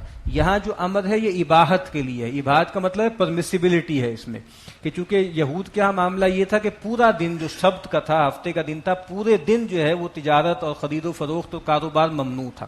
تو یہاں بتا دیا ہے کہ جب نماز مکمل ہو جائے تو پھر تمہیں اجازت ہے زمین میں پھرو اور اللہ کے فضل کو تلاش کرو، کاروبار کرو، یعنی کر سکتے ہو۔ وَاذْكُرُوا اللَّهَ كَثِيرًا لَعَلَّكُمْ تُفْلِحُونَ، اور دیکھو اللہ تعالیٰ کو بہت کثرت سے یاد کرو تاکہ تم فلاح پاؤ۔ یعنی جب کاروبار کر رہے تھے وہاں پر بھی اللہ کو یاد رکھو، پھر جب اللہ کی یاد کی طرف بلایا جائے، نماز خطبے کی طرف بلایا جائے پھر آؤ، اور پھر جب دوبارہ زمین میں پھیل جاؤ پھر اللہ کو یاد کرو۔ اس کا مطلب یہ کہ یہ ایک ایسا امر ہے کہ جو ہر حال میں تم پہ لازم ہے۔ اذکروا اللہ ذکرا کثیرا، کہ اللہ کو یاد کرو کثرت سے، ہر حال میں اللہ یاد رہنا چاہیے۔ وَإِذَا رَأَوْا تِجَارَةً أَوْ لَهْوًا انفضوا إِلَيْهَا وَتَرَكُوكَ قَائِمًا۔ اب ایک واقعے کی طرف اشارہ ہے۔ یہ بات کہی جاتی ہے کہ شروع میں جس طرح عید کا معاملہ ہوتا ہے کہ عید میں پہلے جو ہے وہ نماز پڑھائی جاتی ہے، اس کے بعد خطبہ ہوتا ہے. تو شروع میں جمعے میں بھی یہی معمول تھا، پہلے جو ہے وہ نماز پڑھائی جاتی تھی، اس کے بعد کوئی نصیحت ہوتی تھی. تو کوئی قافلہ آیا، اور ظاہر بات ہے قافلہ جب آتا تھا تجارتی قافلہ تو اس میں ڈھول تاشے بھی ہوتے تھے تاکہ لوگوں کو معلوم ہو جائے کہ قافلہ آیا ہے، لوگ آ کے خرید و فروخت کر لیں. تو ایسے ہی قافلہ آیا، آپ خطبہ ارشاد فرما رہے تھے، تو جب پتہ لگا کہ قافلہ آ رہا ہے اور کوئی قحط کا بھی کسی حالات تھے تو بہت سے لوگ چلے گئے اور آپ خطبہ دے رہے تھے، آپ کو چھوڑ کے چلے گئے. تو اس کی طرف تنبیہ ہے کہ جب انہوں نے دیکھا تجارت کو یا کچھ کھیل تماشے کو تو وہ اس کی طرف لپک گئے، اس کی طرف متفرق ہو گئے اور آپ کو کھڑا ہوا چھوڑ دیا. آپ کھڑے ہوئے خطبہ دے رہے تھے. قل ما عند اللہ خیر من اللہ و من التجارہ، اے نبی ان سے کہہ دیجئے جو کچھ اللہ کے پاس ہے وہ کہیں بہتر ہے اس سے جو یہ کھیل تماشا ہے اور یہ تجارت ہے. واللہ خیر الرازقین، اور اللہ تعالیٰ سب سے بہتر روزی دینے والا ہے. یعنی تمہارا طرز عمل ٹھیک نہیں ہے. اور ظاہر ہے صحابہ کو اس سے تنبیہ ہو گئی اور پھر جو ہے باقی معاملات ان کے ٹھیک ہو گئے. یعنی یہ بھی ظاہری بات ہے، زیادہ تر لوگ ان میں سے وہ تھے جو گئے جو نئے نئے اسلام لے کر آئے تھے اور ابھی ایمان ان کے اندر راسخ نہیں تھا. سورۃ المنافقون، بسم اللہ الرحمن الرحیم. اذا جاءک المنافقون قالوا نشهد انک لرسول اللہ، اے نبی جب یہ منافقین آپ کے پاس آتے ہیں تو گواہی دیتے ہیں کہ بے شک آپ اللہ کے رسول ہیں. واللہ یعلم انک لرسول، اور اللہ خوب جانتا ہے کہ آپ اس کے رسول ہیں. اللہ سے بڑھ کے کون جانے گا، اللہ ہی نے تو آپ کو رسول بنایا ہے. واللہ یشہد ان المنافقین لکاذبون، لیکن اللہ گواہی دیتا ہے کہ یہ منافق جھوٹے ہیں. یہ بہت عجیب سی بات ہے. یعنی سچ جھوٹ، یعنی جھوٹ کسے کہتے ہیں؟ ایک جھوٹ کا مطلب یہ ہوتا ہے کہ آپ کوئی ایسی بات کریں جو خلاف واقع ہو. یعنی آپ ایک بات کر رہے ہیں جو خارج سے کورسپونڈ نہیں کرتی تو یہ جھوٹ ہے. آپ نے کہا کہ فلاں واقعہ ہوا اور وہ واقعہ نہیں ہوا، اس کو جھوٹ کہتے ہیں. لیکن ایک جھوٹ یہ ہے کہ آپ زبان سے ایک بات کریں لیکن آپ کا دل اس کو جھٹلا رہا ہو. زبان پہ آپ کے کچھ اور ہے، دل میں کچھ اور ہے. اب آپ دیکھیے یہاں پر آ کر منافقین جو بات کر رہے ہیں وہ پہلے معنوں میں جھوٹ تو ہو نہیں سکتا. اس سے بڑا واقعہ تو کوئی ہے ہی نہیں نا، اس سے بڑی حقیقت تو کوئی ہے ہی نہیں کہ آپ اللہ کے رسول ہیں. اور اللہ تعالیٰ کہتے ہیں اللہ جانتا ہے آپ اس کے رسول ہیں، لیکن کہہ رہے ہیں کہ یہ جھوٹے ہیں. معاذ اللہ، یہ بات تو جھوٹی نہیں ہے ان کی کہ آپ اللہ کے رسول ہیں، جھوٹے اپنے اس قول میں ہیں. یعنی دل ان کا ساتھ نہیں دیتا. دل میں کہتے ہیں کہ آپ معاذ اللہ جو ہے اللہ کے رسول نہیں ہیں، آپ کی اطاعت نہیں کرتے، اوپر سے زبان سے جو ہے وہ اظہار کرتے ہیں. اتخذوا ایمانہم جنۃ فصدوا عن سبیل اللہ، ان لوگوں نے اپنی قسموں کو ڈھال بنا رکھا ہے اور وہ اللہ کی راہ سے لوگوں کو روکتے ہیں. یعنی خود بھی نہیں جاتے جہاد و قتال میں، قسمیں کھا کھا کے رک جاتے ہیں، دوسرے لوگوں کو بھی جو ہے واسطے دے دے کے روک دیتے ہیں. انہم ساء ما کانوا یعملون، بہت ہی برا عمل ہے جو یہ کرتے ہیں. ذالک بانہم آمنوا ثم کفروا فتبع علی قلوبہم فہم لا یفقہون، یہ اس وجہ سے کہ ایمان لائے پھر انہوں نے انکار کیا تو اللہ نے ان کے دلوں پر مہر کر دی، اب یہ سمجھتے نہیں. یہ وہی بات جو پیچھے ہم نے پڑھی تھی، ان الذین آمنوا ثم کفروا ثم آمنوا ثم کفروا ثم ازدادوا کفرا، کہ وہ لوگ جو ایمان لائے پھر کفر کیا، پھر ایمان لائے پھر کفر کیا، پھر ایمان لائے پھر کفر کیا، پھر اللہ نے ان کو کفر ہی میں بڑھا دیا. فطبع علی قلوبہم فہم لا یفقہون، اللہ نے ان کے دلوں پر مہر کر دی، یہ سمجھتے نہیں. وَإِذَا رَأَيْتَهُمْ تُعْجِبُكَ أَجْسَامُهُمْ، اور جب آپ ان کو دیکھتے ہیں تو ان کے جسم، ان کے ڈیل ڈول آپ کو بھلے لگتے ہیں. بڑے تن و توش والے لوگ ہوتے ہیں، مالدار لوگ ہوتے ہیں، چہرے پہ سرخی ہوتی ہے. جس طرح اللہ کے نبی نے فرمایا کہ انہ لیاتی الرجل السمین العظیم یوم القیامہ، کہ قیامت کے دن ایک بہت فربا اور بہت عظمت والا، شان و شوکت والا آدمی لایا جائے گا. لا یزن عند اللہ جناح بعوضۃ، اللہ کے ہاں مچھر کے پر کے برابر بھی اس کا تول نہیں ہوگا، اس کا وزن نہیں ہوگا. تو کہا کہ جب آپ ان کو دیکھتے ہیں تو آپ کو ان کی تن و توش بڑے بھلے لگتے ہیں. وَإِن يَقُولُوا تَسْمَعْ لِقَوْلِهِمْ، اور جب یہ باتیں کرتے ہیں تو آپ بہت توجہ سے ان کی بات سنتے ہیں. بڑے چرب زبان ہوتے ہیں، بڑے لسان ہوتے ہیں، بڑی گفتگویں کرتے ہیں، لیکن معنی سے خالی ہوتی. اس طرح اقبال نے کہا نا کہ معنی یہ او پس تو حرف او بلند، یہ جو وائز ہے اس کے لفظ بہت بڑے بڑے ہوتے ہیں لیکن اس میں معنویت کوئی نہیں ہوتی، کھوکھلے الفاظ ہوتے ہیں، معنی سے خالی ہیں، الفاظ بہت اونچے اونچے. اسی لیے اللہ کے نبی نے فرمایا کہ اخوف ما اخاف علیکم، سب سے بڑی چیز جس کے بارے میں مجھے تمہارے بارے میں اندیشہ ہے وہ کیا ہے؟ کل منافق علیم اللسان، ہر وہ منافق جو زبان دان ہے، لسان ہے، گفتگو بہت کرتا ہے، بہت چرب زبانی کرتا ہے. اور فرمایا کہ علم دیتا ہے، لوگوں کو تلقین کرتا ہے حکمت کی، اور عمل کرتا ہے ظلم و زیادتی کی. اور ظاہر بات یہ اگر آپ نے نقشے دیکھنے ہو تو یہ دیکھنے کوئی مشکل نہیں ہے. کوئی بھی ٹی وی چینل اٹھا لیجئے اور اس میں جو کچھ کہا جا رہا ہے، جو بکواس کی جا رہی ہے، ان لوگوں کی آپ گفتگویں سنیں اور ان کے کردار دیکھیں. تو کہا کہ یہ لوگ ہیں، ان کی آپ اگر باتیں سنیں تو آپ کو لگے کہ بڑی اچھی باتیں کر رہے ہیں، کأنہم خشب مسندہ، ان لوگوں کا معاملہ یہ ہے کہ جیسے لکڑی ہے جو دیوار سے لگا دی گئی ہے، بالکل کھوکھلے ہیں، اور بالکل کھوکھلی لکڑیاں جو ہیں تنے دیواروں کے ساتھ لگا دیے گئے ہیں، کوئی وزن نہیں ہے ان کا، کوئی کانٹینٹ نہیں ہے ان کے اندر. یحسبون کل صیحۃ علیہم، کیونکہ منافق ہیں، جھوٹے ہیں، جب کوئی عذاب کی صورت آتی ہے، جب کوئی قتال کا حکم آتا ہے، ان کو لگتا ہے کہ ہر بلا ہم ہی پر آئی ہے، ہمیں ایکسپوز کرنے کے لیے حکم دیا گیا ہے. ہم العدو فاحذرہم، یہی دشمن ہیں، اے نبی آپ ان سے متنبہ رہیے. قاتلہم اللہ، اللہ تعالیٰ مارے ان کو. انا یؤفکون، کہاں سے پھرے جاتے ہیں. وَإِذَا قِيلَ لَهُمْ تَعَالَوْا يَسْتَغْفِرْ لَكُمْ رَسُولُ اللَّهِ لَوَّوْا رُؤُوسَهُمْ وَرَأَيْتَهُمْ يَصُدُّونَ وَهُمْ مُسْتَكْبِرُونَ، اور جب ان سے کہا جاتا ہے کہ آؤ رسول اللہ صلی اللہ علیہ وسلم تمہارے لیے استغفار کریں، تو یہ اپنے سر مٹکاتے ہیں، اور آپ ان کو دیکھتے ہیں کہ یہ رک جاتے ہیں اللہ کی راہ سے، آپ کے پاس آنے سے، اور استکبار کرتے ہیں. سواء علیہم، اے نبی برابر ہے ان پر، استغفرت لہم ام لم تستغفر لہم، چاہے آپ ان کے لیے استغفار کریں چاہے نہ کریں. لن یغفر اللہ لہم، اللہ تعالیٰ ان کو معاف کرنے والا نہیں ہے. ان اللہ لا یہدی القوم الفاسقین، بے شک اللہ تعالیٰ ایسے فاسقوں کو راہیاب نہیں کرتا. اب اس کے بعد جو 2 آیات ہیں اس کا تعلق ایک خاص واقعے سے ہے کہ غزوہ بنو مستلق سے واپسی پر ایک واقعہ ہوا کہ ایک جگہ پڑاؤ ڈالا گیا تھا. تو وہاں یہ ہوا کہ ایک مہاجر نے، لڑائی ہوئی ایک مہاجر و انصار کی، اور ایک مہاجر نے جو ہے وہ تھپڑ دے مارا ایک انصاری کو. تو اس سے جیسے ایک دم عصبیتیں جاگ اٹھیں، اور لوگوں نے کہا کہ یا للانصار، کسی نے کہا کہ یا معاشر المہاجرین، پکاریں لگائی گئیں، تم کٹھے ہو جاؤ، تم کٹھے ہو، جیسے جتھے بندی ہونے لگی. اللہ کے نبی صلی اللہ علیہ وسلم تب جب یہ بات پہنچی تو آپ نے کہا کہ ما بال دعوی الجاہلیہ، یہ کیسی جاہلیت کی باتیں ہو رہی ہیں، یہ کیسی عصبیت کی باتیں ہو رہی ہیں. آپ نے کہا کہ دعوہ، چھوڑ دو ان باتوں کو، فإنہن منتنۃ، یہ کہ یہ بدبودار باتیں ہیں، یہ سڑی ہوئی اور غلاظت والی باتیں. اور اس سے ہمیں یہ بات بھی پتہ لگتی ہے کہ ہمارے ہاں جو تصور ہے نا، خاص طور پہ جو ایک لفظ ہمارے ہاں بولا جاتا ہے سول سوسائٹی، اس کو سمجھنا چاہیے. سول سوسائٹی کسے کہتے ہیں؟ مسلمانوں کی اجتماعیت جو ہوتی ہے وہ حق پر مبنی ہوتی ہے، یا جو روایتی اجتماعیتیں ہوتی تھیں وہ خون کی بنیاد پہ، نسل کی بنیاد پہ، برادری کی بنیاد پر ہوتی تھی. اب جو اجتماعیتیں ہوتی ہیں یہ مفادات کی بنیاد پر ہوتی ہیں کہ بھائی یہ وکیلوں کی انجمن ہے، یا اساتذہ کی انجمن ہے، یا اسٹوڈنٹس کی انجمن ہے، اور ان کو اس سے کوئی تعلق نہیں ہوتا کہ خیر کیا ہے اور شر کیا ہے اور حق کیا ہے اور باطل کیا ہے. بس انہوں نے اپنے قبیلے کا ساتھ دینا ہے، اور کیوں ساتھ دینا ہے؟ مفادات کے لیے. تو کہا کہ یہ جاہلیت کی باتیں ہیں، یہ عصبیتی کی باتیں ہیں کہ بے انصافی پر، ظلم پر اپنی قوم کا ساتھ دینا. اسی لیے اللہ کے نبی نے کہا کہ یہی عصبیت ہے کہ انسان اپنی قوم کا ساتھ دے ظلم پر. اور آپ نے مثال دی کہ وہ تو ایسی مثال ہے کہ تمہیں اپنے اونٹ کی جو ہے وہ دم پکڑ لو، اور وہ جو اونٹ کسی گڑھے میں گرے تم بھی ساتھ گر جاؤ. تو یہ رویہ تمہیں اختیار نہیں کرنا چاہیے. تو پھر اس موقع پر عبداللہ ابن ابی کو موقع مل گیا. اس نے کہا کہ دیکھو، یعنی اس نے جو ہے جو انصار تھے ان کو ورغلانے کی کوشش کی کہ دیکھو یہ لوگ لٹے پٹے آئے تھے، تم نے ان کو روٹی دی، تم نے ان کو اپنے گھروں میں جگہ دی، اور اب یہ تمہارے منہ کو آ رہے ہیں. اور بہت سخت جملہ کہا. اس نے کہا کہ سمن کلبک یأکلک، یہ وہی مثال ہوئی کہ تم اپنے کتے کو کھلا پلا کے فربا کرتے ہو اور وہ تمہیں ہی کاٹتا ہے، معاذ اللہ. تو کہا کہ یہ لوگ آئے ہیں اور یہ تم نے ان کو کھلا کھلا کے خراب کر دیا ہے، بس ان کا روٹی پانی ان کی بند کر دو اور پھر چاہیے خود ہی چھٹ جائیں گے. اور مدینہ پہنچ کے جو عزت والے ہیں، جو سن آف سوائل ہیں، جو یہاں کے رہنے والے ہیں، یعنی انصار، وہ معاذ اللہ ذلت والوں کو، ان مہاجرین کو یہاں سے نکال دیں.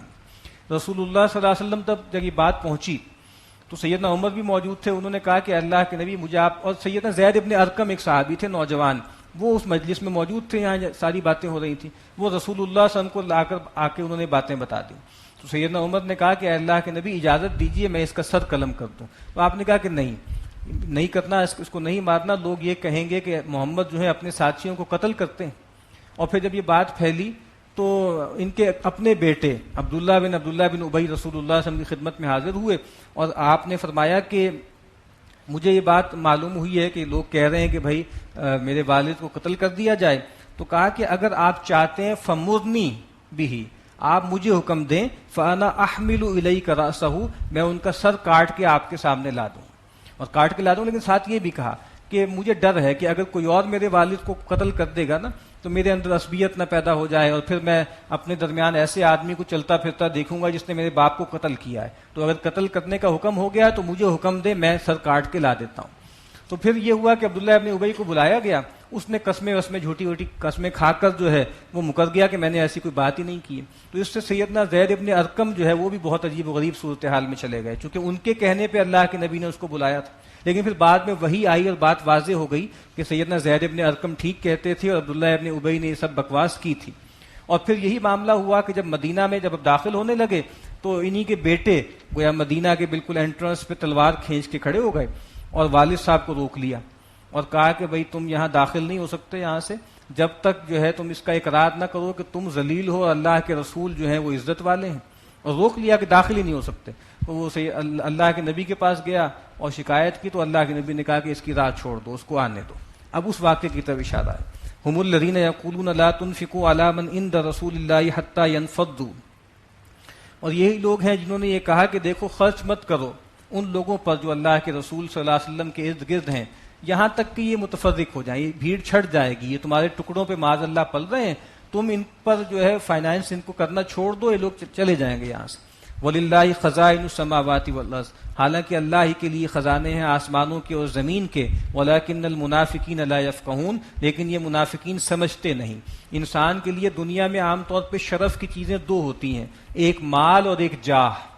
آپ دیکھیے دونوں آیتوں میں ان کا تذکرہ کر دیا. اگر مال بھی چاہتے ہو تو اس کا سورس بھی اللہ ہے, اور جاہ چاہتے ہو, عزت چاہتے ہو, اس کا سورس بھی اللہ ہے. یقولون لئن رجعنا الی المدینہ, انہوں نے یہ کہا, یہ کہتے ہیں کہ اگر ہم لوٹ گئے مدینہ کی طرف, لیخرجن الاعز منها الاذل, تو ضرور بالضرور جو عزت والے ہیں وہ نکال دیں گے کمزوروں کو, ذلیلوں کو, معاذ اللہ.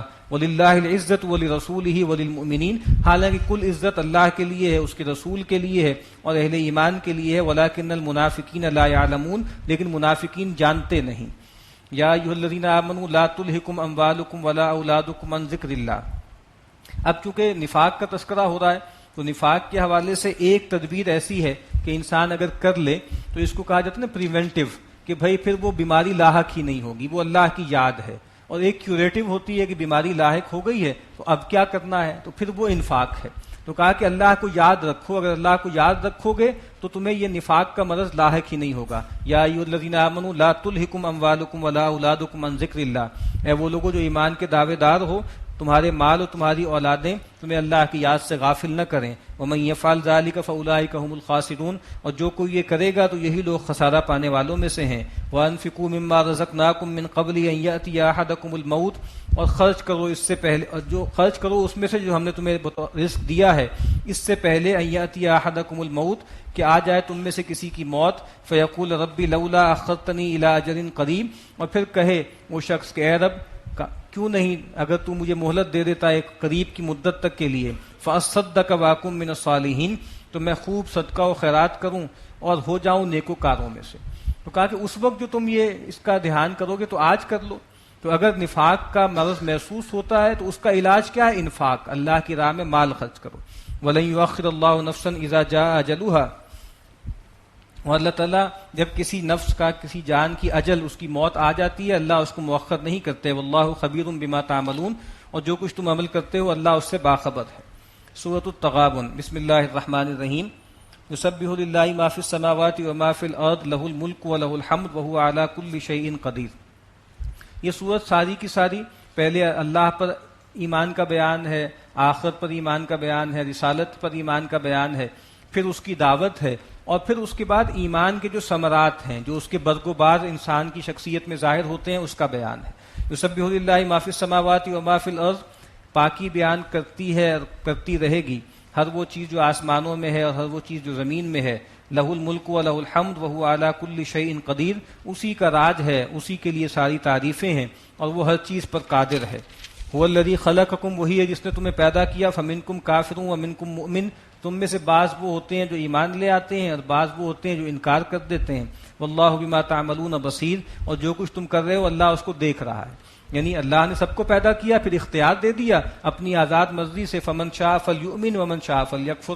لیکن یہ مت خیال کرو کہ اس کا نتیجہ نہیں نکلے گا, یہ چوائس تو دی ہے لیکن جو تم کر رہے ہو اللہ اس کو دیکھ رہا ہے, اس کا نتیجہ آخرت میں نکلے گا.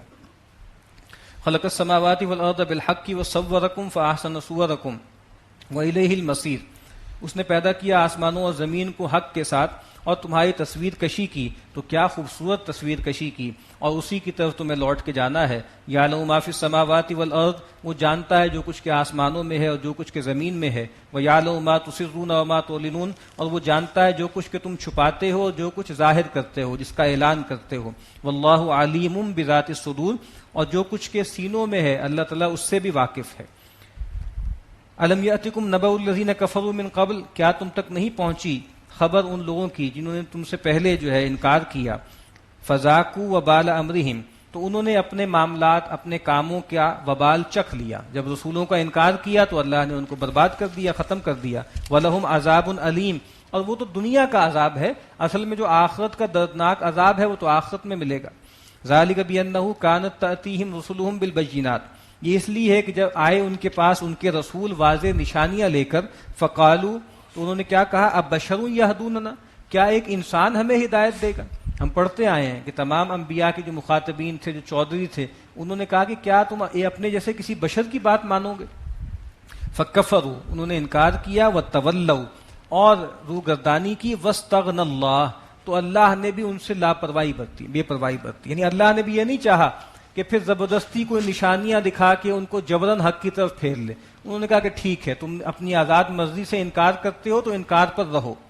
واللہ غنی حمید، اللہ تعالیٰ غنی ہے، بے نیاز ہے، اس کو پرواہ نہیں ہے کہ کوئی اس کو پوچھتا ہے یا نہیں پوچھتا، اور حمید ہے، اس کی تعریف تو ہو رہی ہے آپ سے، آپ چاہے کوئی اس کی تعریف کرے یا نہ کرے۔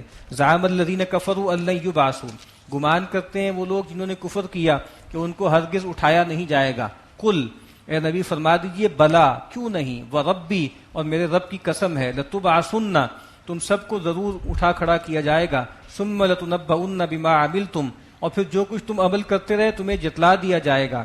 وذالک علی اللہ یسیر، اور یہ اللہ پر بہت آسان ہے۔ مرنے کے بعد فنا نہیں ہے، ایک اور عالم وجود میں آئے گا اور پھر وہاں ہر چیز تمہارے سامنے واضح کر دی جائے گی۔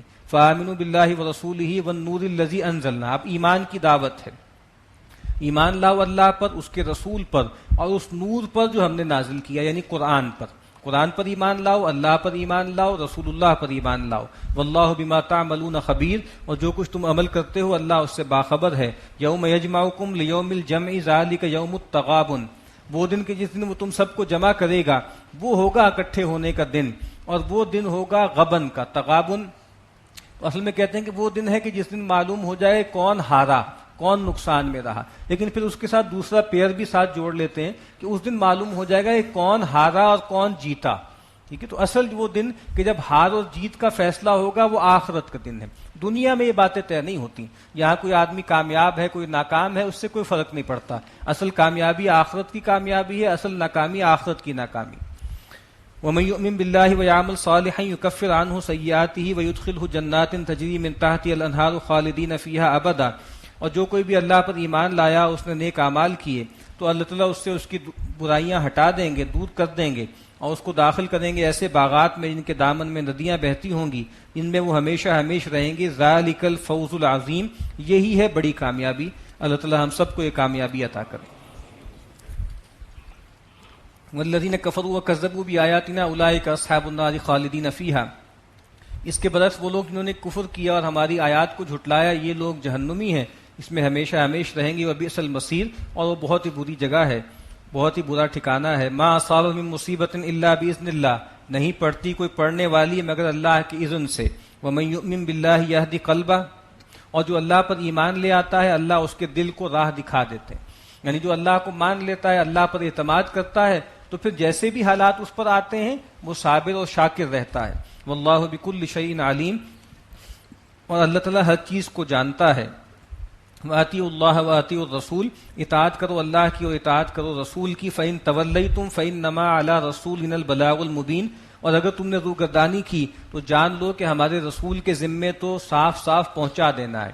اللہ کے امر دو طرح کے ہوتے ہیں، ایک امر جس کو امر تکوینی کہتے ہیں اور ایک امر جس کو امر تشریعی کہتے ہیں۔ کچھ چیزیں ہیں جو ہم پر آتی ہیں، کچھ چیزیں ہم سے کہا گیا ہے کہ تمہیں کرنی ہیں۔ تو ایک اللہ کا امر یہ ہے کہ بیماری آئی، پریشانی آئی، تکلیف آئی، خوشی آئی، راحت آئی، اس امر میں رویہ کیا اختیار کرنا ہے؟ اس میں صبر اور شکر کا رویہ اختیار کرنا ہے۔ اور جو دوسرا امر تشریعی ہے، یہ کرو یہ نہ کرو، اس میں کیا کرنا ہے؟ اس میں اللہ اس کے رسول کی اطاعت کرنی۔ اللہ لا الہ الا ہو اللہ ہے جس کے سوا کوئی معبود نہیں، وعلی اللہ فلیتوکل المؤمنون، اور اللہ ہی پہ توکل کرنا چاہیے اہل ایمان کو۔ یا ایھا الذین آمنوا ان من ازواجکم واولادکم عدوا لکم فاحذروہم، اے وہ لوگوں جو ایمان لائے ہو، بے شک تمہاری بیویوں اور تمہاری اولاد میں تمہارے دشمن ہیں، فاحذروہم، تو ان سے متنبہ رہو، یعنی پوٹینشیل دشمن ہیں، ان کی محبت میں مبتلا ہو کر اور ان کی فرمائشوں کو پورا کرنے کے لیے اللہ اس کے رسول کی اطاعت سے جو ہے روگردانی کرو گے تو یہ تمہارے لیے فتنہ بن جائیں گے، یہ آزمائش ہے، لیکن انہی کے اندر اجر عظیم بھی ہے۔ نبی اکرم صلی اللہ علیہ وسلم ایک موقع پر جو ہے آپ سیدنا حسین دوڑتے ہوئے آپ کے پاس آئے، آپ نے ان کو گلے سے لگا لیا اور پھر آپ نے کہا کہ ان الولد مجبنتن، یہ جو اولاد ہوتی ہے یہ جبن پیدا کر دیتی ہے، یہ آدمی کو بزدل بنا دیتی ہے، مبخلتن، یہ بخل پیدا کر دیتی ہے، مجہلتن، آدمی کو جذباتی بنا دیتی ہے، اور آپ نے کہا کہ محزنتن، حزین کر دیتی ہے۔ اولاد ظاہری بات ہے صدمات کا بھی ان کی جو ہے پریشانیاں انسان کو حزین کرتی ہیں، تو ظاہری بات ہے کہ یہ چیزیں انسان جب چھڑا چھانٹ ہوتا ہے تو بڑے بڑے ایڈونچر کر لیتا ہے، بڑا جو ہے وہ آگے بڑھ بڑھ کے بہت سے کام بھی کر لیتا ہے، جب اس کی شادی ہو جاتی ہے پھر اس کے بچے ہو جاتے ہیں تو بہت سی رکاوٹیں پڑ جاتی ہیں، تو کہا کہ یہ آزمائش ہے، اور کہا کہ اس میں تمہارے پوٹینشیل دشمن ہیں اور ان سے متنبہ رہو۔ وَإِن تَعْفُوا وَتَصْفَحُوا وَتَغْفِرُوا، اس کا یہ مطلب نہیں ہے کہ معاذ اللہ ہر وقت جو ہے وہ سمجھ لیں کہ جیسے حالت جنگ میں رہو، مطلب متنبہ رہنے کا مطلب یہ ہے کہ بھائی ان پہ نظر رکھو، لیکن وَإِن تَعْفُوا وَتَصْفَحُوا وَتَغْفِرُوا، اگر تم درگزر کر دیا کرو، معاف کر کیا کرو اور دیکھا اندیکھا کر دیا کرو تو بے شک اللہ تعالیٰ بھی بخشنے والا مہربان ہے۔ یہ میجر علی آزاد صاحب ہیں، یہ باہر چلے جائیں، شاید ان کی اہلیہ باہر آئی۔ فإن اللہ غفور الرحیم، بے شک اللہ تعالیٰ بخشنے والا رحم کرنے والا ہے۔ انما اموالکم واولادکم فتنہ، بے شک تمہارے مال اور تمہاری اولاد ایک بڑی جانچ کی موضوع ہے، آزمائش ہے۔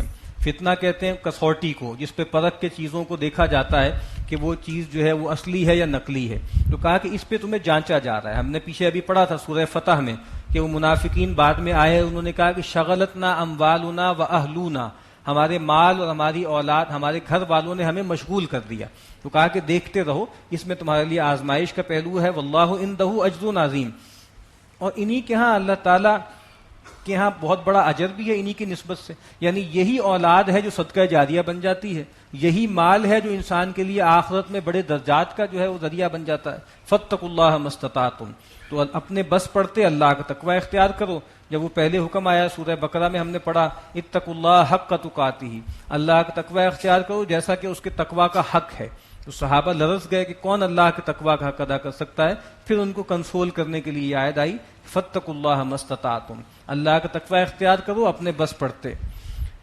واسمعوا واطیعوا، اور سنو اور اطاعت کرو، رسول کی اطاعت کرو، اس کی فرما برداری کرو۔ وانفقوا خیرا لانفسکم، اور خرچ کرو یہی تمہارے اپنے لیے بہتر ہے۔ ومن یوق شح نفسہ فاولئک هم المفلحون، اور جس کو جی کے لالچ سے بچا لیا گیا تو یہی لوگ ہیں جو فلاح پا گئے۔ انسان کے لیے جو سب سے بڑا مرض ہے وہ حب دنیا ہے۔ ایک روایت بہت مشہور ہے، حب الدنیا رأس کل خطیئۃ، دنیا کی محبت ہر برائی کی جڑ ہے، تو کہا کہ جس کو دنیا کی محبت سے بچا لیا گیا، جی کے لالچ سے بچا لیا گیا، تو یہی لوگ ہیں جو فلاح پانے والے ہیں۔ ان تقرضوا اللہ قرضا حسنا یضاعف لکم ویغفر لکم، اگر تم اللہ تعالیٰ کو قرض حسنہ دو گے تو اللہ تعالیٰ تمہارے لیے اس کو بہت بڑھا دے گا، کئی گنا کر دے گا اور تمہیں بخش دے گا۔ واللہ شکور حلیم، اور اللہ بہت قدردانی کرنے والے ہیں اور بہت تحمل والے ہیں۔ عالم الغیب والشہادۃ العزیز الحکیم، یہ کھلے اور چھپے دونوں کو جاننے والے ہیں اور زبردست ہیں، کمال حکمت والے۔ سورۃ الطلاق مدنیہ۔ بسم اللہ الرحمن الرحیم۔ یا ایھا النبی اذا طلقتم النساء فطلقوهن لعدتهن واحصوا العدہ، ابھی جو ہم نے پڑھا ہے کہ یہ اولاد اور بیویاں ان میں تمہارے دشمن ہیں، اب اسی کا ایک بیان ہے کہ خانگی معاملات میں دو انتہائی صورتیں پیدا ہو سکتی ہیں۔ ایک طرف تو یہ ہو سکتا ہے کہ میاں بیوی میں ناچاکی ہو جائے اور نباہ مشکل ہو جائے، اس کا معاملہ کیا ہے وہ سورہ طلاق میں اس کا بیان ہے۔ اور بعض اوقات یہ ہو سکتا ہے کہ محبت بہت زیادہ بڑھ جائے اور اس کی وجہ سے ایک دوسرے کے ناز اٹھانے میں کچھ حدود اللہ سے تجاوز ہونے لگے، اس کا بیان آگے سورہ تحریم میں آئے گا۔ یا ایھا النبی، اے نبی، اذا طلقتم النساء، مخاطب اللہ کے نبی کو کیا جا رہا ہے، لیکن اصل میں جن سے خطاب ہے وہ اہل ایمان ہے، اسی لیے آگے پھر جمع کا صیغہ شروع ہو گیا. اذا طلقتم النساء، جب تم اپنی عورتوں کو طلاق دو، فطلقوہن لعدتہن واحصوا العدہ، تو عدت کے مطابق جو ہے طلاق دو اور اس کا شمار کرو. یعنی یہ جو 3 طلاق ایک مرتبہ دینا ہے، یہ گناہ کی بات ہے. یہ ایک الگ بحث ہے کہ وہ نافذ ہوتی ہے کہ نہیں ہوتی، لیکن وہ گناہ ہے. اور سیدنا عمر رضی اللہ تعالیٰ عنہ اس کو انفورس تو کرتے تھے لیکن درے بھی لگاتے تھے. یہ نافرمانی ہے جو لوگ اکٹھی 3 طلاق دیتے ہیں.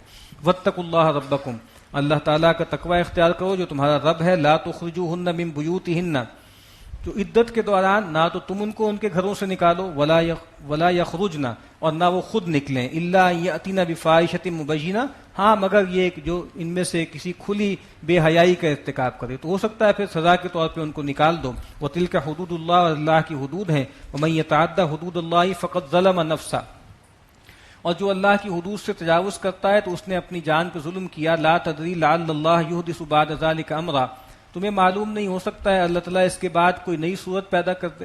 یعنی ابھی جو ہے اگر تم 1 طلاق دینے کے بعد عدت پوری ہونے سے پہلے ہی گھر سے نکال دو گے تو پھر ہو سکتا ہے کہ پیچ اپ ہونے کا اور آپس میں جو ہے مفاہمت کا جو ہے معاملہ ختم ہو جائے. فَإِذَا بَلَغْنَ أَجَلَهُنَّ فَأَمْسِكُوهُنَّ بِمَعْرُوفٍ أَوْ فَارِقُوهُنَّ بِمَعْرُوفٍ، اور جب وہ ان کی پوری ہو جائے وہ سارے معاملات تو پھر یا تو ان کو رکھو دستور کے مطابق، یعنی رکھو اس لیے نہ رکھو کہ بھئی رجوع نہ کرو کہ مزید تنگ کرنا ہے، ٹیز کرنا ہے.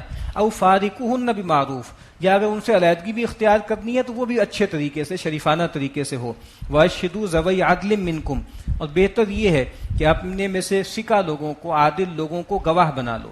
یعنی جو اگر جو ہے وہ عدت کے دوران رکھنے کا فیصلہ کر لیا ہے یا چھوڑنے کا فیصلہ کر لیا ہے، ہر 2 صورت میں استحباب ہے اس بات کا کہ اس میں لوگوں کو گواہ بنا لو، خاندان کے کچھ بڑوں کو گواہ بنا لو کہ میں نے رجوع کر لیا ہے یا میں نے علیحدہ کر دیا. اگرچہ یہ کوئی فقہی شرط نہیں ہے، یہ اور بات ہے کہ اہل تشیع کے ہاں نکاح کے لیے بھی 2 گواہ ضروری ہیں، طلاق کے لیے بھی 2 گواہ ضروری ہیں. ان کے ہاں طلاق ہوتی ہی نہیں جب تک کہ 2 گواہوں کی موجودگی میں نہ دی جائے. واقیموا الشہادۃ للہ، اور دیکھو اللہ کے لیے گواہی پوری ٹھیک طرح ادا کرو. ذالکم یوعظ بہ من کان یؤمن باللہ والیوم الآخر، اور یہ وہ بات ہے جس کا تلقین تمہیں اللہ کر رہا ہے ہر اس شخص کو جو اللہ پر اور آخرت کے دن پر ایمان رکھتا ہے.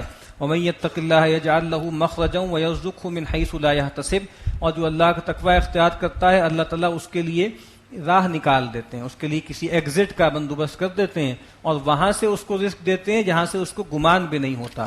ومن یتوکل علی اللہ فہو حسبہ، اور جو اللہ پر بھروسہ کرتا ہے تو اللہ اس کے لیے کافی ہو جاتے ہیں. ان اللہ بالغ امرہ، بے شک اللہ تعالیٰ اپنے ارادے کو پورا کر کے رہتا ہے. قد جعل اللہ لکل شیء قدرا، اللہ تعالیٰ نے ہر چیز کا ایک اندازہ ٹھہرایا ہے، نکاح کا، طلاق کا، اس کا ایک پورا طریقہ ہے جو بتایا ہے.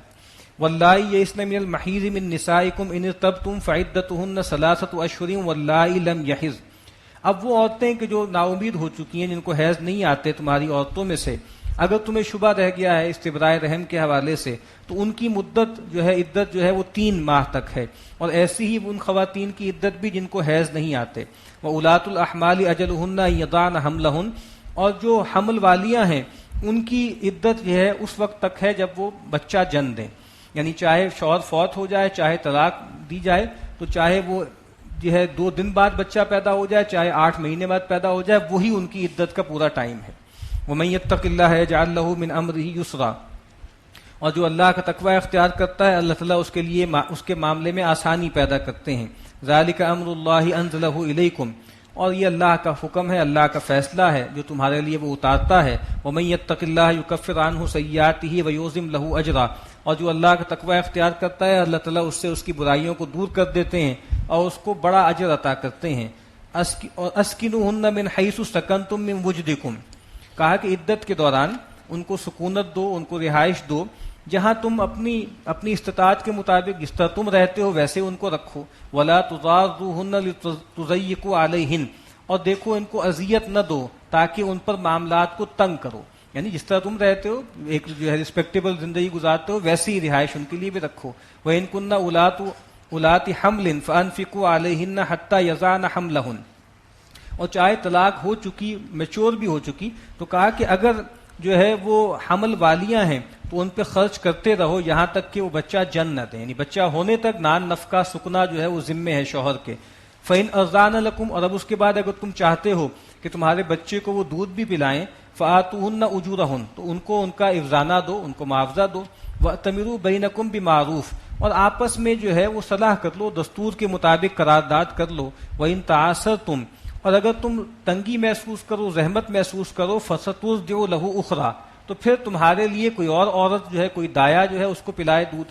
لِيُنْفِقْ ذُو سَعَةٍ مِّن سَعَتِهِ وَمَنْ قُدِرَ عَلَيْهِ رِزْقُهُ فَلْيُنْفِقْ مِمَّا آتَاهُ اللَّهُ، چاہیے کہ خرچ کرے جو وسعت والا ہے اپنی وسعت کے مطابق، اور جس کو ناپ تول کے رزق دیا گیا ہے وہ اس کے مطابق خرچ کرے جو اللہ نے اس کو عطا کیا ہے۔ یعنی جو نان نفقہ دینا ہے عدت کے دوران یا جو ہے وہ وضع حمل سے پہلے یا دودھ پلانے کے وقت، کہا کہ اس میں بخل نہ کرو، جو اگر مقدرت والا ہے تو کھلے ہاتھ سے خرچ کرے، کوئی تنگی میں ہے تو اس حساب سے تنگ کرے۔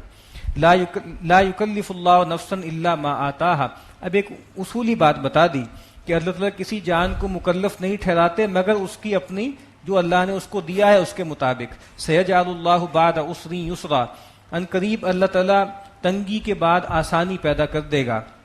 وَكَأَيٍّ مِّن قَرْيَةٍ عَتَتْ عَنْ أَمْرِ رَبِّهَا، یعنی یہ جو طلاق وغیرہ کے معاملات ہوتے ہیں یہ بہت زیادہ تکلیف دہ ہوتے ہیں، تو ایک تو یہ بتایا جا رہا ہے کہ دیکھو اگر یہ طلاق ہو جائے اور صحیح طریقے سے تقویٰ کے مطابق تم سارے معاملات کرو گے تو اللہ تعالیٰ دونوں کے لیے کوئی بہتر صورتحال پیدا کر دیں گے، یعنی کوئی اینڈ آف دا ورلڈ تھوڑی ہے۔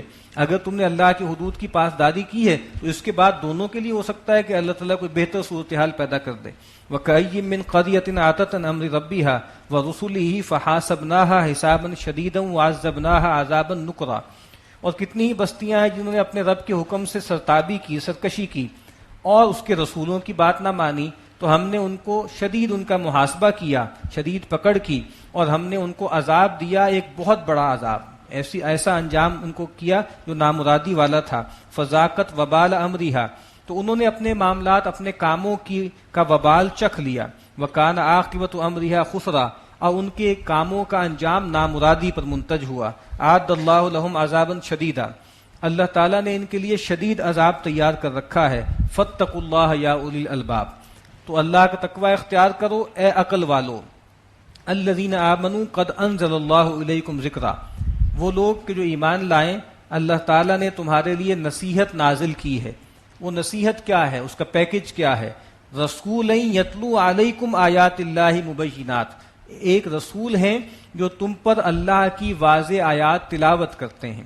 یعنی اس سے واضح ہو گیا کہ اللہ تعالیٰ نے جو ذکر اتارا ہے وہ مجموعہ ہے قرآن اور صاحب قرآن کا، جو آگے جا کے ہم دیکھیں گے سورہ بینہ میں بھی، کہ وہاں پر بھی کہا کہ یہاں تک کہ ان کے پاس بینہ آ جائے۔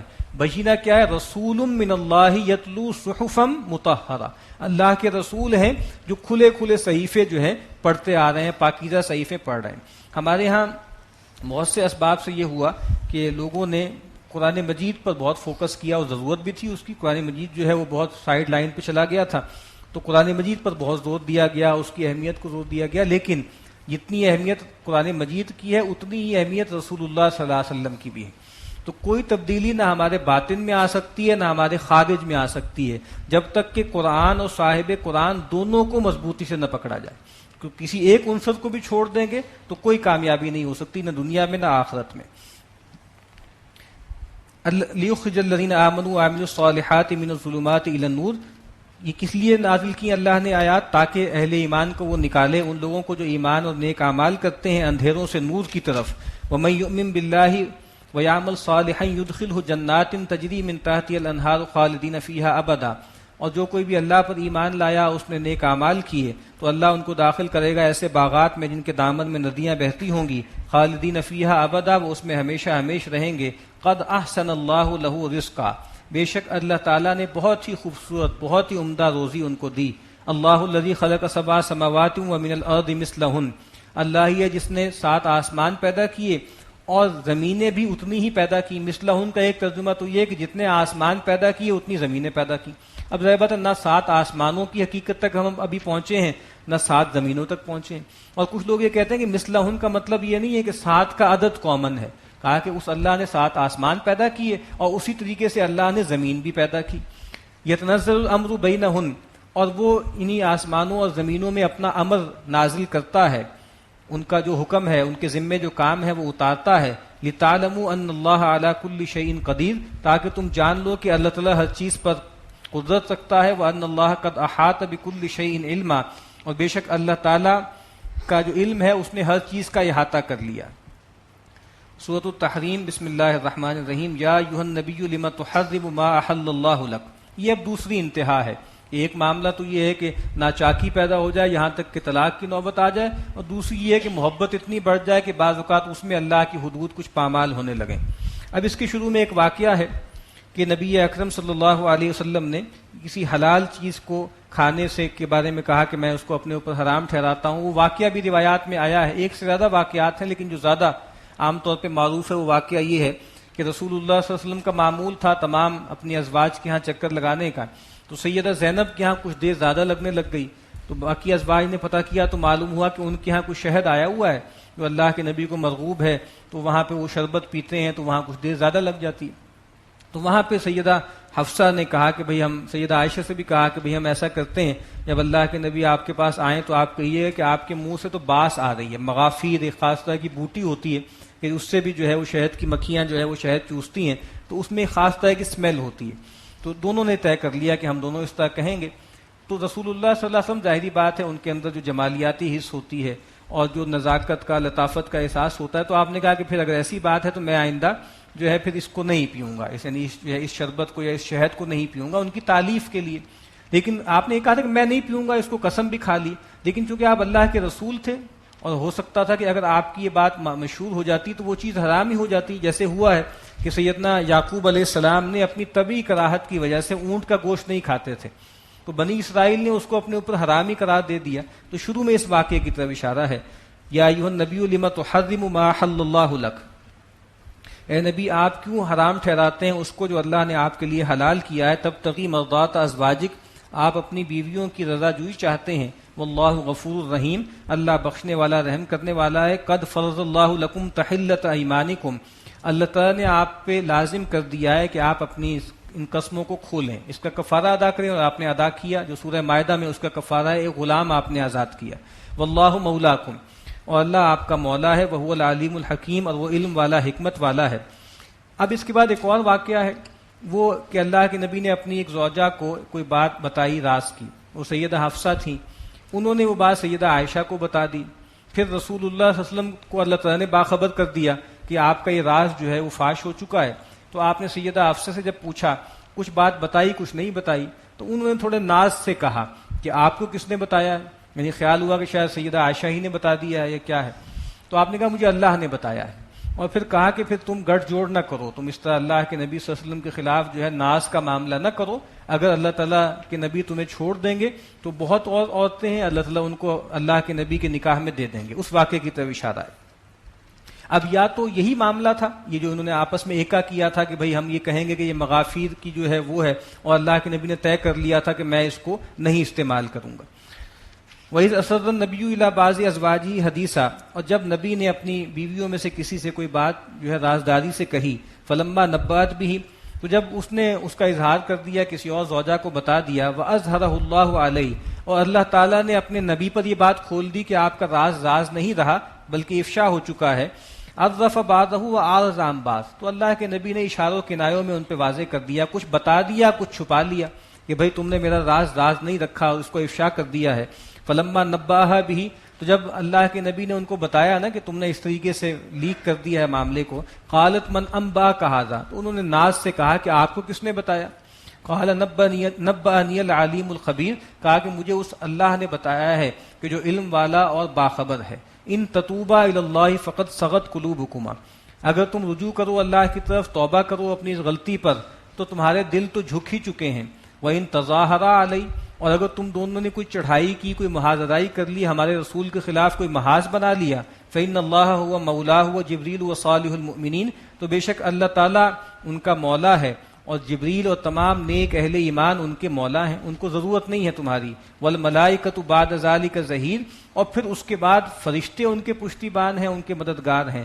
عسیٰ ربہ ان طلقکن، اگر نبی تمہیں چھوڑ دیں تو قریب ہے یا اس کا بہت امکان ہے، ان یبدلہ، کہ وہ بدل دے، اللہ اپنے نبی کو اور بیویاں دے دیں، ازواجن خیرا منکن، اور بیویاں اور عورتیں جو تم سے بہتر ہوں گی، مسلمات، جو فرما برداری کرنے والی ہوں گی، مومنات اللہ پر ایمان رکھنے والی ہوں گی، قانتات فرما برداری کرنے والی ہوں گی، تائبات توبہ کرنے والی ہوں گی، عابدات اللہ کی بندگی کرنے والی ہوں گی، سائحات روزہ رکھنے والی ہوں گی یا ریاضت کرنے والی، خوب محنت کرنے والی ہوں گی، سیبات و ابکارا ان میں سے وہ بھی ہوں گی کہ جو شوہر آشنا ہے پہلے سے شادی شدہ ہے، اور وہ بھی ہوں گی جو کنواری ہیں۔ یا ایھا الذین آمنوا قوا انفسکم واہلیکم نارا، اے وہ لوگوں جو ایمان لائے ہو بچاؤ اپنے آپ کو اور اپنے گھر والوں کو جہنم سے۔ وقودها الناس والحجارہ، جس کا ایندھن بنیں گے انسان بھی اور پتھر بھی، ان کے وہ بت بھی جن کو وہ پوجتے ہیں۔ علیہا ملائکۃ غلاظ شداد لا یعصون اللہ ما امرہم ویفعلون ما یؤمرون، اور اس جہنم پر ایسے سخت تند خو زبردست فرشتے معمور ہیں جو اللہ تعالیٰ کے معاملے کی نافرمانی نہیں کرتے اور وہی کرتے ہیں جس کا ان کو حکم دیا گیا ہے۔ اب کہا جا رہا ہے کہ دیکھو اپنے بیوی بچوں کو جہنم کی آگ سے بچاؤ۔ دنیا میں تو یہ ہوتا ہے کہ کہیں اولاد پکڑی جائے، ماخوذ ہو جائے، تو کہیں کو رو پیٹ کے، کہیں کو برائب کر کے، کسی نہ کسی طریقے سے آدمی منا لیتا ہے۔ کہا کہ نہیں، وہ جو فرشتے ہیں ان پر تمہاری داد فریاد کچھ کام نہیں دے گی، تو ڈرو اس وقت سے۔ یا ایھا الذین کفروا لا تعتذروا اليوم، اے کافرو آج کے دن، قیامت کے دن معذرتیں پیش نہ کرو۔ انما تجزون ما کنتم تعملون، تمہیں وہی بدلہ دیا گیا ہے جو کچھ تم کرتے رہے۔ یا ایھا الذین آمنوا توبوا الی اللہ توبۃ نصوحا، اے وہ لوگوں جو ایمان لائے ہو توبہ کرو، رجوع کرو اللہ کی طرف، سچی توبہ، بے آمیز توبہ جس میں کوئی ملاوٹ نہ ہو۔ اور سچی توبہ کون سی ہوتی ہے؟ امام غزالی کہتے ہیں کہ توبہ کا جو عمل ہے اس کے 3 حصے ہیں۔ سب سے پہلے علم ہے کہ انسان کو یہ معلوم ہو کہ مجھ سے کوتاہی ہوئی ہے، مجھ سے غلطی ہوئی ہے۔ اسی لیے یہ بات کہی جاتی ہے نا کہ برائی کا علم ضروری ہے۔ اور سیدنا عمر یہ کہا کرتے تھے کہ وہ آدمی اسلام کی کڑیاں بکھیر دے گا جو شر کا علم نہیں رکھتا۔ تو بھائی ہمیں پتہ تو ہو نا کہ منکرات کیا ہیں، بہت سے منکرات ہماری زندگیوں میں داخل ہیں، ہم ان کو منکر سمجھتے ہی نہیں۔ تو سب سے پہلے یہ جاننا کہ مجھ سے کوئی غلطی ہو رہی ہے۔ اس کے بعد کہتے ہیں پہلا علم ہے، دوسرا حال ہے۔ جیسے ہی یہ احساس ہو کہ مجھ سے غلطی ہوئی ہے تو ایک ندامت پیدا ہو، خجالت پیدا ہو باطن میں۔ اور تیسرا کہتے ہیں عمل ہے۔ ایک عمل سے ہے زبان سے استغفار کرنا، اور ایک عمل یہ ہے کہ آدمی اس چیز کو چھوڑ دے، اور اگر حقوق العباد سے متعلق ہے تو اس کی تلافی کرے۔ تو کہا سچی توبہ کرو۔ عسیٰ ربکم ان یکفر عنکم سیئاتکم ویدخلکم جنات تجری من تحتها الانہار، امید ہے کہ تمہارا رب تمہاری مغفرت کر دے گا، تمہاری برائیاں تم سے دور کر دے گا، اور تمہیں داخل کر دے گا ایسے باغات میں جس کے دامن میں ندیاں بہتی ہوں گی۔ یوم لا یخزی اللہ النبی والذین آمنوا معہ، وہ دن کہ جس دن اللہ تعالیٰ رسوا نہیں کریں گے نبی کو بھی اور ان لوگوں کو بھی جو ان کے ساتھ ایمان لائے۔ نورہم یسعی بین ایدیہم وبایمانہم، ان کا نور دوڑتا ہوگا ان کے آگے بھی، یعنی نور ایمان جو دل میں ہے وہ بھی، اور دائیں ہاتھ میں بھی، یعنی جو ان کے نیک اعمال انہوں نے کیے ہیں اس کے بدلے کے طور پہ۔ یقولون ربنا اتمم لنا نورنا واغفر لنا، اور وہ یہ دعا کر رہے ہوں گے کہ اے ہمارے رب تو ہمارے نور کو پورا کر دے، مکمل کر دے، واغفر لنا، اور ہمیں بخش دے، انک علی کل شیء قدیر، بے شک تو ہر چیز پر قادر ہے۔ یہ ابھی سورہ حدید میں ہم نے پڑھا ہے کہ جب اہل منافقین کہیں گے کہ ذرا ٹھہر جاؤ، ہم بھی تمہاری روشنی سے کچھ لے لیں، تو کہا جائے کہ نہیں، یہ روشنی ہم کما کے لے کر آئیں۔ یا ایھا النبی جاہد الکفار والمنافقین واغلظ علیہم، اے نبی جہاد کیجیے کافروں کے ساتھ اور منافقین کے ساتھ، واغلظ علیہم، اور ان پہ سختی کیجیے۔ کفار کے ساتھ آپ نے جہاد زبان سے بھی کیا اور تلوار کے ذریعے بھی کیا، لیکن منافقین کے ساتھ آپ نے جہاد بھی سیف نہیں کیا، آرگومنٹ کے ذریعے اور باقی ان کی تدبیروں کو باطل کر کے کیا، اور کہا کہ سختی کریں، خاص طور پہ جو منافقین ہیں آپ کے اندر جو رحمت اور رافت ہے اس سے فائدہ اٹھاتے ہیں، تو آپ ان پہ سختی کا معاملہ کریں۔ ومأواہم جہنم، ان کا ٹھکانہ جہنم ہے، وبئس المصیر، اور وہ بہت ہی بری جگہ ہے۔ اب اس کے بعد 3 گویا کیس سٹڈیز بیان کی گئی ہیں جو یہ بتانے کے لیے آئی ہیں کہ مرد اور عورت، یعنی شوہر اور بیوی، ٹھیک ہے دنیا میں ایڈمنسٹریٹولی ایک ادارے میں اللہ نے ان کو ایک دوسرے کے ساتھ جو ہے وہ بائنڈ کر دیا ہے، اور شوہر کو قوامیت دی ہے، انچارج بنایا ہے، لیکن اخلاقی، روحانی طور پر، ایمانی طور پر یہ انڈیپینڈنٹ ہے۔ شوہر اور بیوی بالکل الگ الگ ہیں، ان کے اعمال اللہ کے ہاں الگ الگ وے ہوں گے، ٹھیک ہے۔ تو کوئی شوہر جو ہے یہ نہیں کہہ سکتا کہ میری بیوی بری تھی اس وجہ سے میں برائی کا شکار ہو گیا، یا کوئی بیوی عذر نہیں کر سکتی کہ میرا شوہر برا تھا، گمراہ تھا اور وہ مجھے زبردستی برائی کی طرف لے جاتا تھا۔ تو 3 رویے بتائے، ایک بتایا ہے کہ وہ حالات کے جو انتہائی پاکیزہ مرد ہیں لیکن ان کی بیویاں جو ہے وہ گمراہ ہیں، اس کے بعد بتایا گیا کہ انتہائی گمراہ آدمی ہے لیکن اس کی جو بیوی ہے یعنی ماحول انتہائی برا ہے لیکن بیوی جنتی ہے، آسیہ کا ذکر ہے وہاں پہ. اور تیسرا وہ ہے کہ ماحول بہت اچھا ہے اور خاتون بھی بہت پاکیزہ ہے. اور چوتھا یہاں بیان نہیں ہوا، وہ سورہ لہب میں بیان ہوگا کہ شوہر بھی انتہائی بدبخت ابو لہب اور بیوی بھی جو ہے ام جمیل وہ بھی انتہائی بدبخت، وہ دونوں وہاں پہ جمع ہو جائیں. ضرب اللہ مثلا للذین کفروا امرأۃ نوح و امرأۃ لوط. اللہ تعالیٰ مثال بیان کی ہے ان لوگوں کے لیے جنہوں نے کفر کیا، نوح کی بیوی کی اور لوط کی بیوی کی. کانتا تحت عبدین من عبادنا صالحین، یہ دونوں ہمارے انتہائی نیک بندوں کے تحت تھیں، ان کے نکاح میں تھیں. فخانتاہما، تو انہوں نے خیانت کی. خیانت کیا کی کہ اپنی قوم کا ساتھ دیا اور اپنے شوہر جو اللہ کے نبی تھے ان کا ساتھ نہیں دیا اور شرک پہ اڑی رہیں. یہاں خیانت کوئی کسی اور حوالے سے نہیں ہے، کوئی جنسی انارکی کا مسئلہ یہاں نہیں ہے. یہ پہلے بھی بات ہو چکی ہے کہ انبیاء کی جو بھی ازواج ہوتی ہیں ان کے یہاں اس نوع کی خیانت کوئی نہیں ہوتی. جو خیانت ہے وہ یہی ہے کہ گمراہی کی راہ اختیار کی انہوں نے. فلم یغنیا عنہما من اللہ شیئا، تو جب انہوں نے کفر کی راہ اختیار کی تو وہ دونوں ان کے کچھ کام نہیں آئے اللہ کے مقابل میں. یعنی وہ اللہ کے رسول ہیں نوح بھی اور جو ہے وہ سیدنا لوط بھی، لیکن اپنی بیویوں کو بچا نہیں پائے اللہ کے عذاب سے. وقیل ادخلوا النار مع الداخلین، اور آخرت میں ان دونوں سے کہا جائے گا کہ داخل ہو جاؤ جہنم میں داخل ہونے والوں کے ساتھ. یہ جو ہے وہ کیا ہے کہ ماحول انتہائی اچھا ہے لیکن جو عورت ہے وہ بہت بری ہے. وضرب اللہ مثلا للذین آمنوا امرأۃ فرعون، اور کہا کہ اہل ایمان کے لیے اللہ نے مثال بیان کی ہے فرعون کی بیوی کی. اس قالت رب ابن لی عندک بیتا فی الجنہ، جب کہا اس نے دعا کی کہ اے رب تو خاص اپنے پاس میرے لیے جنت میں ایک گھر بنا دے. یعنی مجھے یہ جو محل ہے فرعون کا اس میں تمام آسائشیں ہیں سب کچھ ہے لیکن یہ کفر اور شرک کا ماحول ہے، یہاں میرا دل نہیں لگتا، تو مجھے جنت میں میرے لیے ایک محل بنا دے. وَنَجِّنِي مِن فِرْعَوْنَ وَعَمَلِهِ وَنَجِّنِي مِنَ الْقَوْمِ الظَّالِمِينَ، اور تو مجھے نجات دے دے فرعون اور اس کے عمل سے، اس کی گمراہی سے، اور تو مجھے نجات دے دے، بچا لے ان ظالم لوگوں سے. تو یہاں پہ کیا ہے کہ ماحول انتہائی کرپٹ ہے، برا ہے، لیکن خاتون انتہائی نیک ہیں.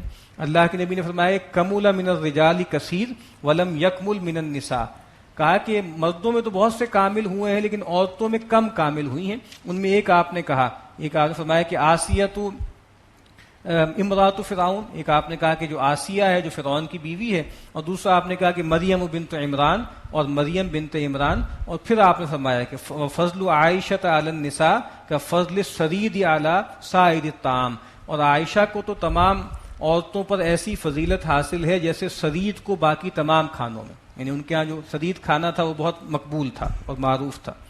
وہ مریم ابنت عمران، اب وہ تیسری مثال ہے کہ ماحول بھی بہت پاکیزہ اور خاتون بھی بہت اعلیٰ. وہ مریم ابنت عمران التی احسنت فرجہا، اور مریم جو عمران کی بیٹی ہے جس نے اپنی عصمت کی حفاظت کی. فنفخنا فیہ من روحنا، تو ہم نے ان میں اپنی روح میں سے پھونک دیا. وصدقت بکلمات ربہا وکتبہ، اور انہوں نے تصدیق کی اپنے رب کی کلمات کی اور اس کی کتابوں کی. وکانت من القانتین، اور وہ تھی بندگی کرنے والوں میں سے. یہ دو صورتیں ہمیں اور آج پڑھنی ہیں کیونکہ کل جو ہے وہ ایک پارہ ہم پڑھیں گے اور جو آخری دن ہے اس میں بھی ظاہری بات ہے کہ ہمیں نصاب کم رکھنا ہے. تو آج یہ صبح تک پڑھیں گے، اس کے بعد کل ایک پارہ اور آخری دن انشاءاللہ 3 پاؤ پڑھیں گے. سورۃ الملک، بسم اللہ الرحمن الرحیم. تبارک الذی بیدہ الملک وہو علی کل شیء قدیر. یہاں سے جو ہے وہ 29واں پارہ شروع ہو رہا ہے اور یہاں سے آگے قرآن مجید کے آخر تک تقریباً ساری صورتیں، آخر کی کچھ صورتوں کو چھوڑ کے ساری صورتیں مکی صورتیں ہیں. اور اس کا جو بنیادی موضوع کیا ہے وہ بعث بعد الموت ہے اور وہ بعثت ہے اور حشر ہے. تبارک الذی بیدہ الملک وہو علی کل شیء قدیر، بہت بابرکت بہت فیض رساں ہے وہ ذات جس کے ہاتھ میں کل اختیار ہے. وہو علی کل شیء قدیر، اور وہ ہر چیز پر قادر ہے.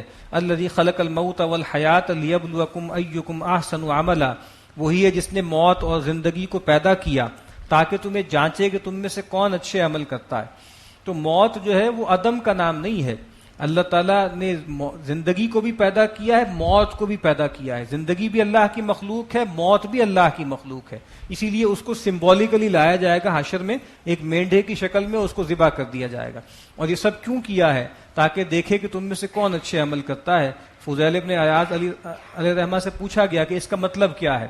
کہا کہ احسن و عمل کا مطلب کیا ہے؟ کہا کہ عمل اخلص ہو و اسوب ہو، کہ عمل خالص بھی ہو اور ثواب بھی ہو. پھر پوچھا گیا کہ اس کا کیا مطلب ہے؟ کہا کہ خالص کا مطلب یہ ہے کہ اللہ کے لیے ہو، نیت خالص ہو، اور ثواب کا مطلب ہے کہ رسول اللہ صلی اللہ علیہ وسلم کی سنت کے مطابق. تو دین کے حوالے سے کوئی عمل اللہ کے ہاں مقبول نہیں ہوگا جب تک کہ وہ اللہ کے لیے نہ کیا جائے اور جب تک وہ اس طریقے پر نہ کیا جائے جو رسول اللہ صلی اللہ علیہ وسلم نے بتایا ہے. وہو العزیز الغفور، اور وہ زبردست ہے اور بخشنے والا ہے. الذی خلق سبع سماوات طباقا، جس نے بنائے 7 آسمان تہ بتہ. ما تری فی خلق الرحمن من تفاوت، تم رحمان کی تخلیق میں کوئی خلل نہیں پاؤ گے. فرجع البصر هل تری من فطور، تو ذرا دوبارہ نظر کو دوڑاؤ، کیا تم اس میں کوئی نقص دیکھتے ہو. ثم ارجع البصر کرتین، پھر دوبارہ سہ بارہ بار بار دیکھو اللہ کی مخلوق کو. ینقلب الیک البصر خاسئا وهو حسیر، تمہاری نگاہ تمہارے پاس لوٹ آئے گی تھک کر.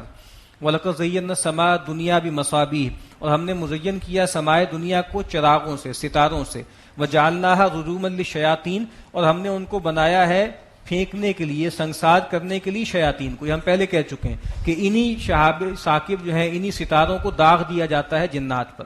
وَآتَدْنَا لَهُمْ عَذَابَ السَّعِيرِ، اور ہم نے ان کے لیے تیار کر رکھی ہے جہنم کی آگ، جہنم کا عذاب.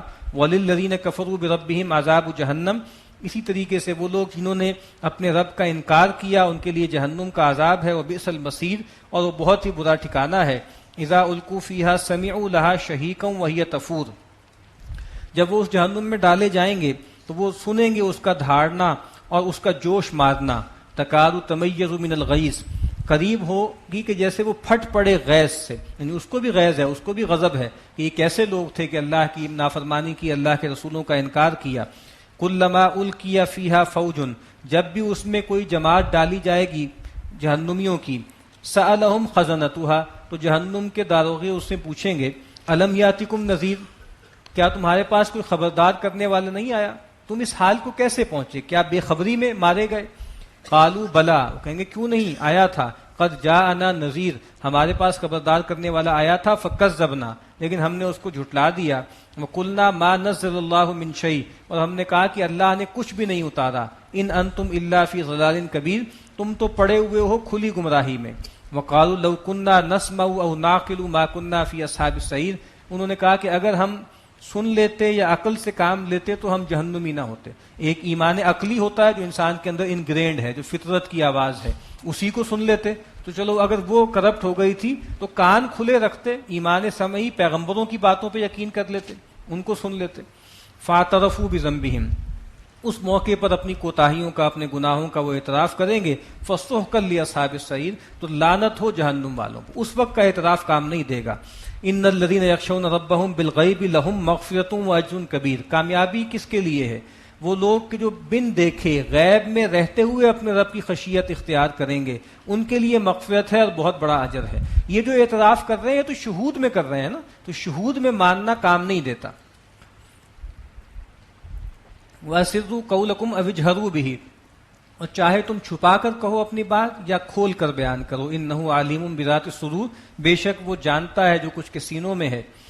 الا یعلم من خلق، کیا وہ نہیں جانے گا جس نے پیدا کیا؟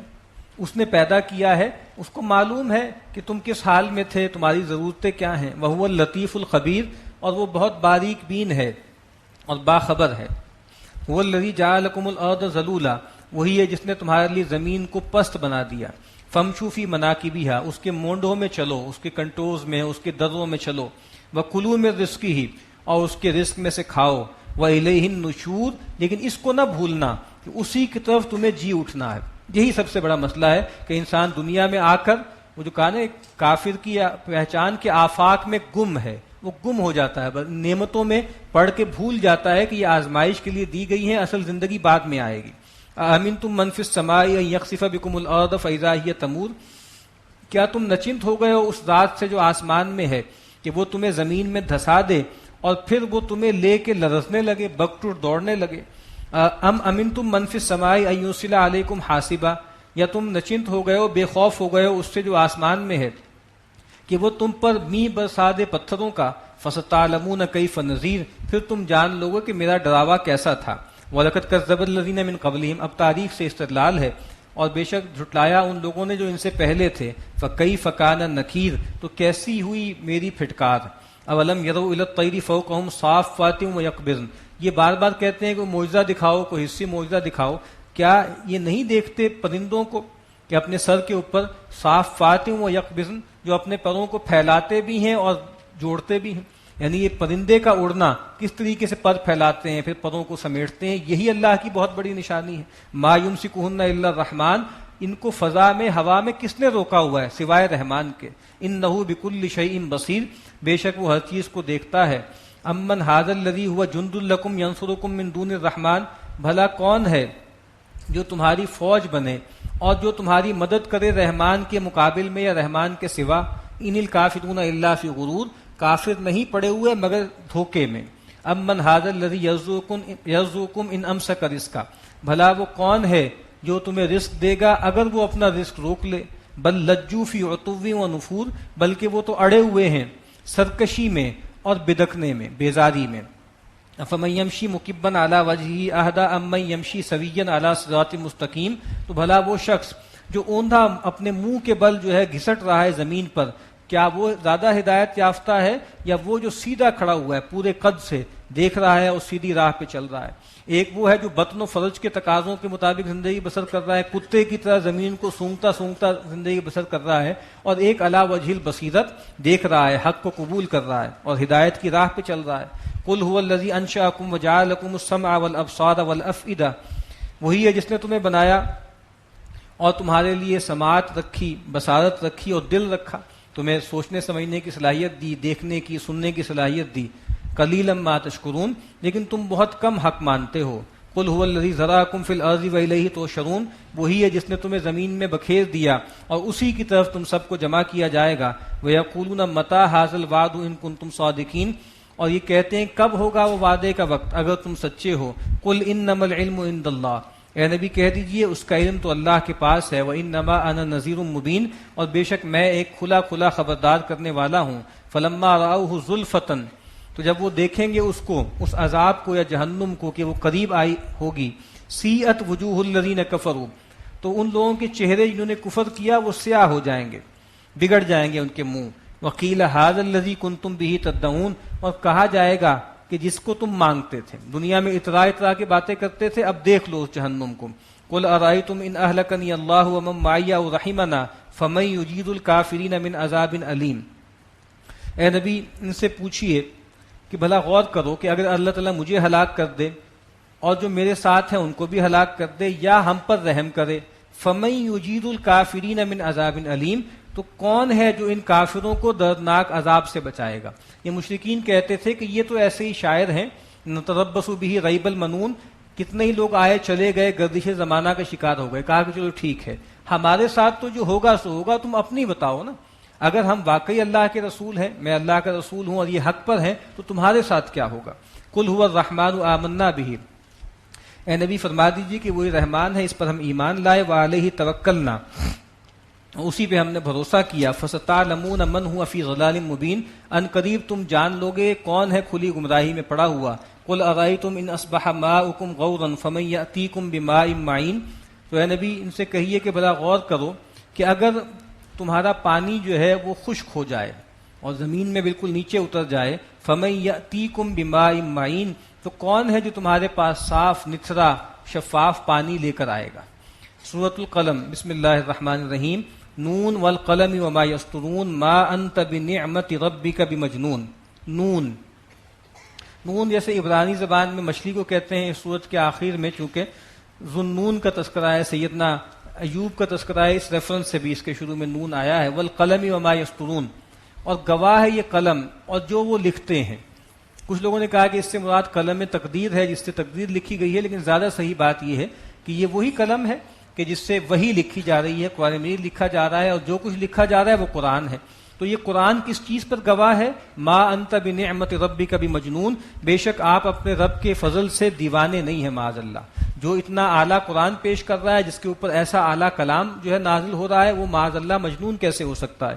وَإِنَّ لَكَ لَأَجْرًا غَيْرَ مَمْنُونَ، اور بے شک آپ کے لیے ایک ایسا اجر ہے کہ جو غیر منقطع ہے، جس کی کوئی انتہا نہیں۔ وَإِنَّكَ لَعَلَىٰ خُلُقٍ عَظِيمٍ، اور بے شک آپ سب سے اونچے اخلاق پر ہے، سب سے بلند اخلاق پر آپ فائز ہیں۔ فَسَتُبْصِرُ وَيُبْصِرُونَ، تو اے نبی آپ بھی دیکھتے رہیے، یہ بھی دیکھ لیں گے۔ بِأَيِّكُمُ الْمَفْتُونُ، کہ کون ہے جو فتنے میں پڑا ہوا ہے، مفتون کون ہے؟ پیغمبر مفتون ہیں یا جو آپ کی مخالفت کر رہے ہیں وہ فتنے میں پڑے ہوئے ہیں. ان ربک هو اعلم بمن ضل عن سبیلہ وهو اعلم بالمہتدین، بے شک آپ کا رب جانتا ہے، خوب جانتا ہے کہ کون ہے جو اس کی راہ سے ہٹے ہوئے ہیں، بہکے ہوئے ہیں، اور کون ہیں کہ جو ہدایت پر ہیں. فلا تطیع المکذبین، تو یہ جو جھٹلانے والے ہیں آپ ان کی بات نہ مانیے. ودوا لو تدہنوا فیدہنون، یہ تو طرح طرح کی اسکیمیں لے کر آ رہے ہیں، مشورے دے رہے ہیں کہ گیو اینڈ ٹیک کر لیں. کہا کہ یہ تو چاہتے ہیں کہ کسی طریقے سے آپ ڈھیلے پڑیں، تو یہ تو ڈھیلے ہونے کو تیار ہیں، یہ تو کمپرومائز کرنے کو تیار ہیں. ولا تطیع کل حلاف مہین، اب ایک کردار ہے مشرکین کے لیڈروں کا، چاہے وہ ولید بن مغیرہ ہو، چاہے ابو جہل ہو، چاہے اخنس ابن شریک ہو. ولا تطیع کل حلاف مہین، مت بات مانیے ہر اس شخص کی جو بہت زیادہ قسمیں کھاتا ہے اور ذلیل ہے. یعنی جو آدمی گھٹیا ہوتا ہے، جس کو پتا ہوتا ہے کہ میرا کوئی کردار نہیں ہے، وہ اپنی بات میں وزن پیدا کرنے کے لیے قسمیں کھاتا ہے. ہمازن، اور تانے دیتا ہے، طنز کرتا ہے. مشائم بنمیم، اور چغلی کرتا پھرتا ہے، آگ لگانے کے لیے یہاں وہاں جو ہے وہ چغلیاں کرتا ہے. مناع للخیر، خیر کے کاموں سے رکتا ہے، دوسروں کو بھی روکتا ہے، مال بھی خرچ نہیں کرتا. معتد، حد سے بڑا ہوا ہے، زیادتیاں کرتا ہے. اسیم، اور حق تلفی کرتا ہے. اتلم، اور پھر سنگ دل ہے. بعد ذالک زنیم، اور اس کے بعد بد نسب ہے اور بدنام بھی ہے. یعنی بہت سے کردار ایسے تھے، اخنس بن شریک، ولید بن مغیرہ، کہ جو غلط طور پر، جھوٹے طور پر اپنے آپ کو بڑے قبیلوں کے ساتھ اور بڑے خاندانوں سے منسوب کرتے تھے. یہ سب کیوں ہے؟ یہ کردار کیوں پیدا ہوا؟ ان کان ذا مال و بنین، کہ اس کے پاس مال اور اولاد ہے. جو ابھی پیچھے ہم نے پڑھا نا کہ یہ آزمائش ہے. انسان یہ سمجھتا ہے کہ مجھے دنیا میں مال دیا گیا ہے، اولاد دی گئی ہے، تو میرا استحقاق ہے. اذا تتلی علیہ آیاتنا قال اساطیر الاولین، جب اس پر ہماری آیات پڑھ کے سنائی جاتی ہیں تو کہتا ہے کہ اگلوں کے قصے ہیں. سنسمہ علی الخرطوم، ان قریب ہم داغیں گے اس کی ناک پر. اور خرطوم کہتے ہیں سونڈ کو، یعنی ہاتھی کی جو سونڈ ہے. تو کہا کہ یہ ناک اتنی بڑی ہو گئی ہے، اتنی اس کی عزت نفس ہے کہ یہ ناک ناکڑا بن گئی ہے. تو کہا کہ اس کی جو موٹی ناک ہے اس کو ہم داغ لگائیں گے. انا بلوناہم کما بلونا اصحاب الجنہ، ہم نے ان قریش کو بھی ایسے ہی جانچا ہے جیسے ہم نے باغ والوں کو جانچا تھا. اب ان کا ایک قصہ بیان ہو رہا ہے. اذ اقسموا لیصرمنھا مصبحین، جب انہوں نے قسم کھائی کہ ہم صبح صبح جا کے پورا جو کھیت ہے ہمارا، جو باغ ہے، اس کا پھل کاٹ لیں گے. ولا یستثنون، اس کا ایک ترجمہ تو یہ ہے کہ انہوں نے انشاءاللہ نہیں کہا، استثناء نہیں کیا، یہ نہیں کہا کہ اگر اللہ چاہے. اور اس کا ایک ترجمہ یہ بھی ہے کہ بھائی انہوں نے کہا کہ ہم کچھ چھوڑیں گے نہیں. پہلے یہ ہوتا تھا کہ جب فصل کاٹی جاتی تھی یا باغ کا پھل اتارا جاتا تھا تو کچھ پھل چھوڑ دیا جاتا تھا غریبوں مسکینوں کے لیے کہ وہ جا کے کھا لیں. تو کہا کہ سارا کاٹ لیں گے، کچھ بھی نہیں چھوڑیں گے. فطاف علیہا طائف من ربک وہم نائمون، تو ان پر پھر گیا ایک گردش کا جھونکا آپ کے رب کی طرف سے اس حال میں کہ وہ سو رہے تھے.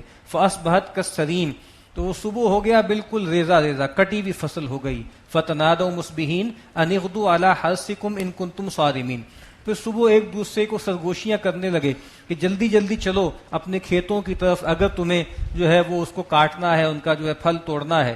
فانطلقوا وهم يتخافتون الا يدخلنها اليوم عليكم مسکین، تو وہ چلے اور آپس میں سرگوشیاں کرتے جا رہے تھے چپکے چپکے، دیکھو آج کے دن تم پر کوئی مسکین نہ آنے پائے. وہی بخل کہ بھائی جلدی جلدی جاؤ، منہ اندھیرے ہی جا کے جو ہے وہ جو ہے سارا فصل جو ہے اور سارا باغ اس کی یافت اتار لو، کوئی مسکین نہ آئے کہ اس کو بھی دینا پڑے. وغدوا علی حرد قادرین، اور صبح سویرے چلے بڑے عزم کے ساتھ کہ جیسے وہ کر کے رہیں گے، یعنی جو بس ہم نے کہہ دیا اور وہ ہو جائے گا، بڑے حوصلے سے نکلے. فلما رأوها قالوا انا لضالون، اب جب وہاں پہنچے ہیں دیکھا کہ وہاں تو ہر چیز چورا چورا ہے، انہوں نے کہا کہ جیسے ہم راہ بھول آئے، غلطی سے کہیں اور آ گئے، ہمارا باغ تو یہ نہیں ہے. بل نحن محرومون، تو کہا کہ نہیں، لگتا ہے کہ ہماری قسمت پھوٹ گئی، ہمیں محروم کر دیا گیا. قال اوسطهم الم اقل لكم لولا تسبحون، ان میں سب سے معقول آدمی اس نے کہا کہ کیا میں تم سے نہیں کہتا تھا کہ تم تسبیح کیوں نہیں کرتے؟ میں اس وقت بھی توجہ دلاتا تھا کہ اللہ کی شان بیان کرو، اللہ کا شکر ادا کرو. قالوا سبحان ربنا انا كنا ظالمین، اس وقت وہ یہ کہیں گے کہ اے رب ہمارے تو پاک ہے، بے شک ہم ہی ظالم تھے. فاقبل بعضهم على بعض يتلاومون، اور پھر ایک دوسرے کی طرف رخ کر کے ایک دوسرے کو ملامت کرنے لگیں گے. قالوا یا ویلنا انا كنا طاغین، اور وہ کہیں گے ہائے ہماری خرابی، ہم ہی سرکش تھے. عسى ربنا ان يبدلنا خيرا منها، امید ہے شاید ہمارا رب ہمیں اس سے بہتر عطا کر دے، اس کا نعم البدل دے دے. انا الى ربنا راغبون، اسی طرح ہم اپنے رب کی طرف رغبت کرتے ہیں، آرزو رکھتے ہیں، کذالک العذاب، ایسا ہوتا ہے عذاب۔ دنیا میں اس طریقے سے ہم کرتے ہیں کہ ساری محنت سب عکارت کر دیتے ہیں، ان مشرکین کے ساتھ بھی یہی کریں گے۔ یہ جو سازشیں کر رہے ہیں، یہ جو پلان کر رہے ہیں، ان کی تمام سازشیں عکارت ہو جائیں گی، دنیا کا عذاب آئے گا۔ لیکن بات یہاں ختم نہیں ہوگی، وَلَعَذَابُ الْآخِرَةِ اکبر، آخرت کا عذاب کہیں بڑا ہے، لو کانوا یعلمون، کاش کہ یہ جانتے۔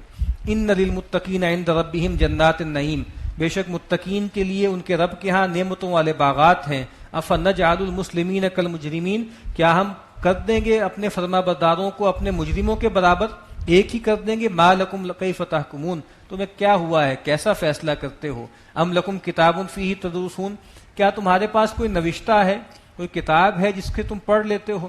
ان لکم فیہ لما تخیرون، اور اس میں تمہیں وہ کچھ ملتا ہے لکھا ہوا جو تمہیں پسند ہے کہ ہم جو چاہیں کرتے پھریں، ہم پر کوئی عذاب نہیں آئے گا، کوئی پکڑ نہیں آئے گی۔ ام لکم ایمان علینا بالغۃ الی یوم القیامہ ان لکم لما تحکمون، کیا تم نے ہم سے کوئی قسمیں لے لی ہوئی ہیں جو قیامت کے دن تک پہنچنے والی ہیں، اور اس میں تمہارے لیے وہ کچھ ہے جو تم ٹھہراؤ گے؟ یعنی جس طرح سیدنا ابراہیم نے کہا تھا نا کہ میری اولاد کا کیا معاملہ ہوگا، تو اللہ تعالیٰ نے کہا تھا لا ینال عہد الظالمین، میرا کوئی عہد ظالموں مشرکوں تک نہیں پہنچتا۔ کہا کہ کیا تمہارے پاس کوئی ایسا نوشتہ ہے کہ کوئی لائسنس تمہیں مل گیا ہے کہ جو چاہو کرتے رہو، تمہیں پکڑ نہیں ہوگی؟ سلہم ایہم بذالک زعیم ام لہم شرکاء، ان سے پوچھئے کہ کون ہے جو اس کا ضامن بنے گا، کیا ان کے کوئی شریک ہیں؟ فلیاتوا بشرکائہم ان کانوا صادقین، تو چاہیے کہ اپنے شریکوں کو لے آئیں اگر سچے ہیں۔ یوم یکشف عن ساق، وہ دن کے جس دن پنڈلی کھولی جائے گی، ایک تو مطلب لٹرل بھی ہو سکتا ہے، دوسرا عربی محاورہ ہے کہ جس دن بڑی بھگدڑ پڑے گی، یعنی جب بڑی بھگدڑ پڑتی ہے تو لوگ جو ہے اپنے ازار جو ہے اٹھا کر دامن اٹھا کے بھاگتے ہیں۔ تو کہا کہ جس دن بڑی بھگدڑ مچے گی، یعنی قیامت کے دن، حشر کے دن، وَيُدْعَوْنَ إِلَى السُّجُودِ فَلَا يَسْتَطِيعُونَ، ان کو بلایا جائے گا سجدے کے لیے لیکن وہ سجدہ نہیں کر پائیں گے۔ خاشیۃ ابصارہم، ان کی نگاہیں پست ہوں گی۔ ترہقہم ذلہ، ان پر چڑھ رہی ہوگی ذلت۔ وقد کانوا یدعون الی السجود وہم سالمون، جبکہ ان کو پکارا جاتا تھا سجدوں کے لیے اس وقت وہ بھلے چنگے تھے۔ آج سجدہ کرنا چاہیں گے ہم کرنے نہیں دیں گے، جب کر سکتے تھے ہم بلاتے تھے اس وقت آتے نہیں تھے۔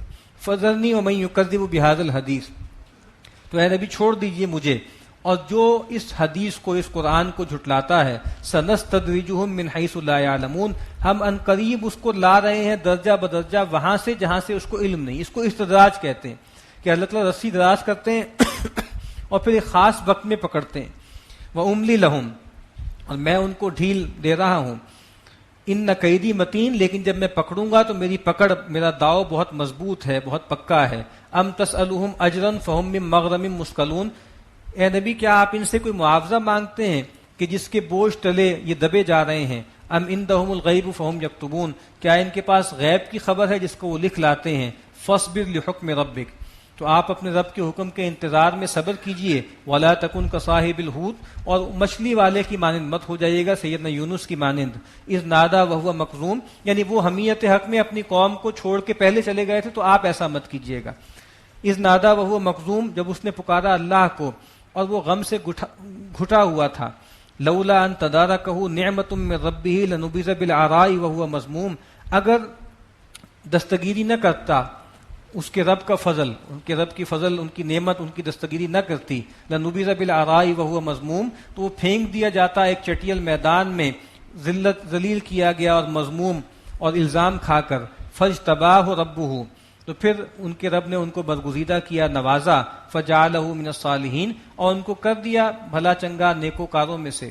وہیں یکاد الذین کفروا، اور یہ جو کافر ہیں یہ تو قریب ہے، یہ تو لگ رہا ہے کہ لیزلقونک بابصارہم، کہ یہ پھسلا دیں گے آپ کو اپنی نگاہوں سے، یعنی یہ آپ کو گھور کے غصے سے، انتقام سے دیکھتے ہیں کہ جیسے آپ کو گویا ڈگمگا دیں گے، یا گویا حسد کی نگاہ سے دیکھتے ہیں۔ لما سمعوا الذکر، جب یہ سنتے ہیں اس قرآن کو، ویقولون انہ لمجنون، اور وہ کہتے ہیں کہ یہ تو مجنون ہے، معاذ اللہ باولے۔ وما ہوا الا ذکر للعالمین، اور یہ قرآن نہیں ہے مگر ایک یاد دہانی تمام جہان والوں کے لیے۔ بارک اللہ علی و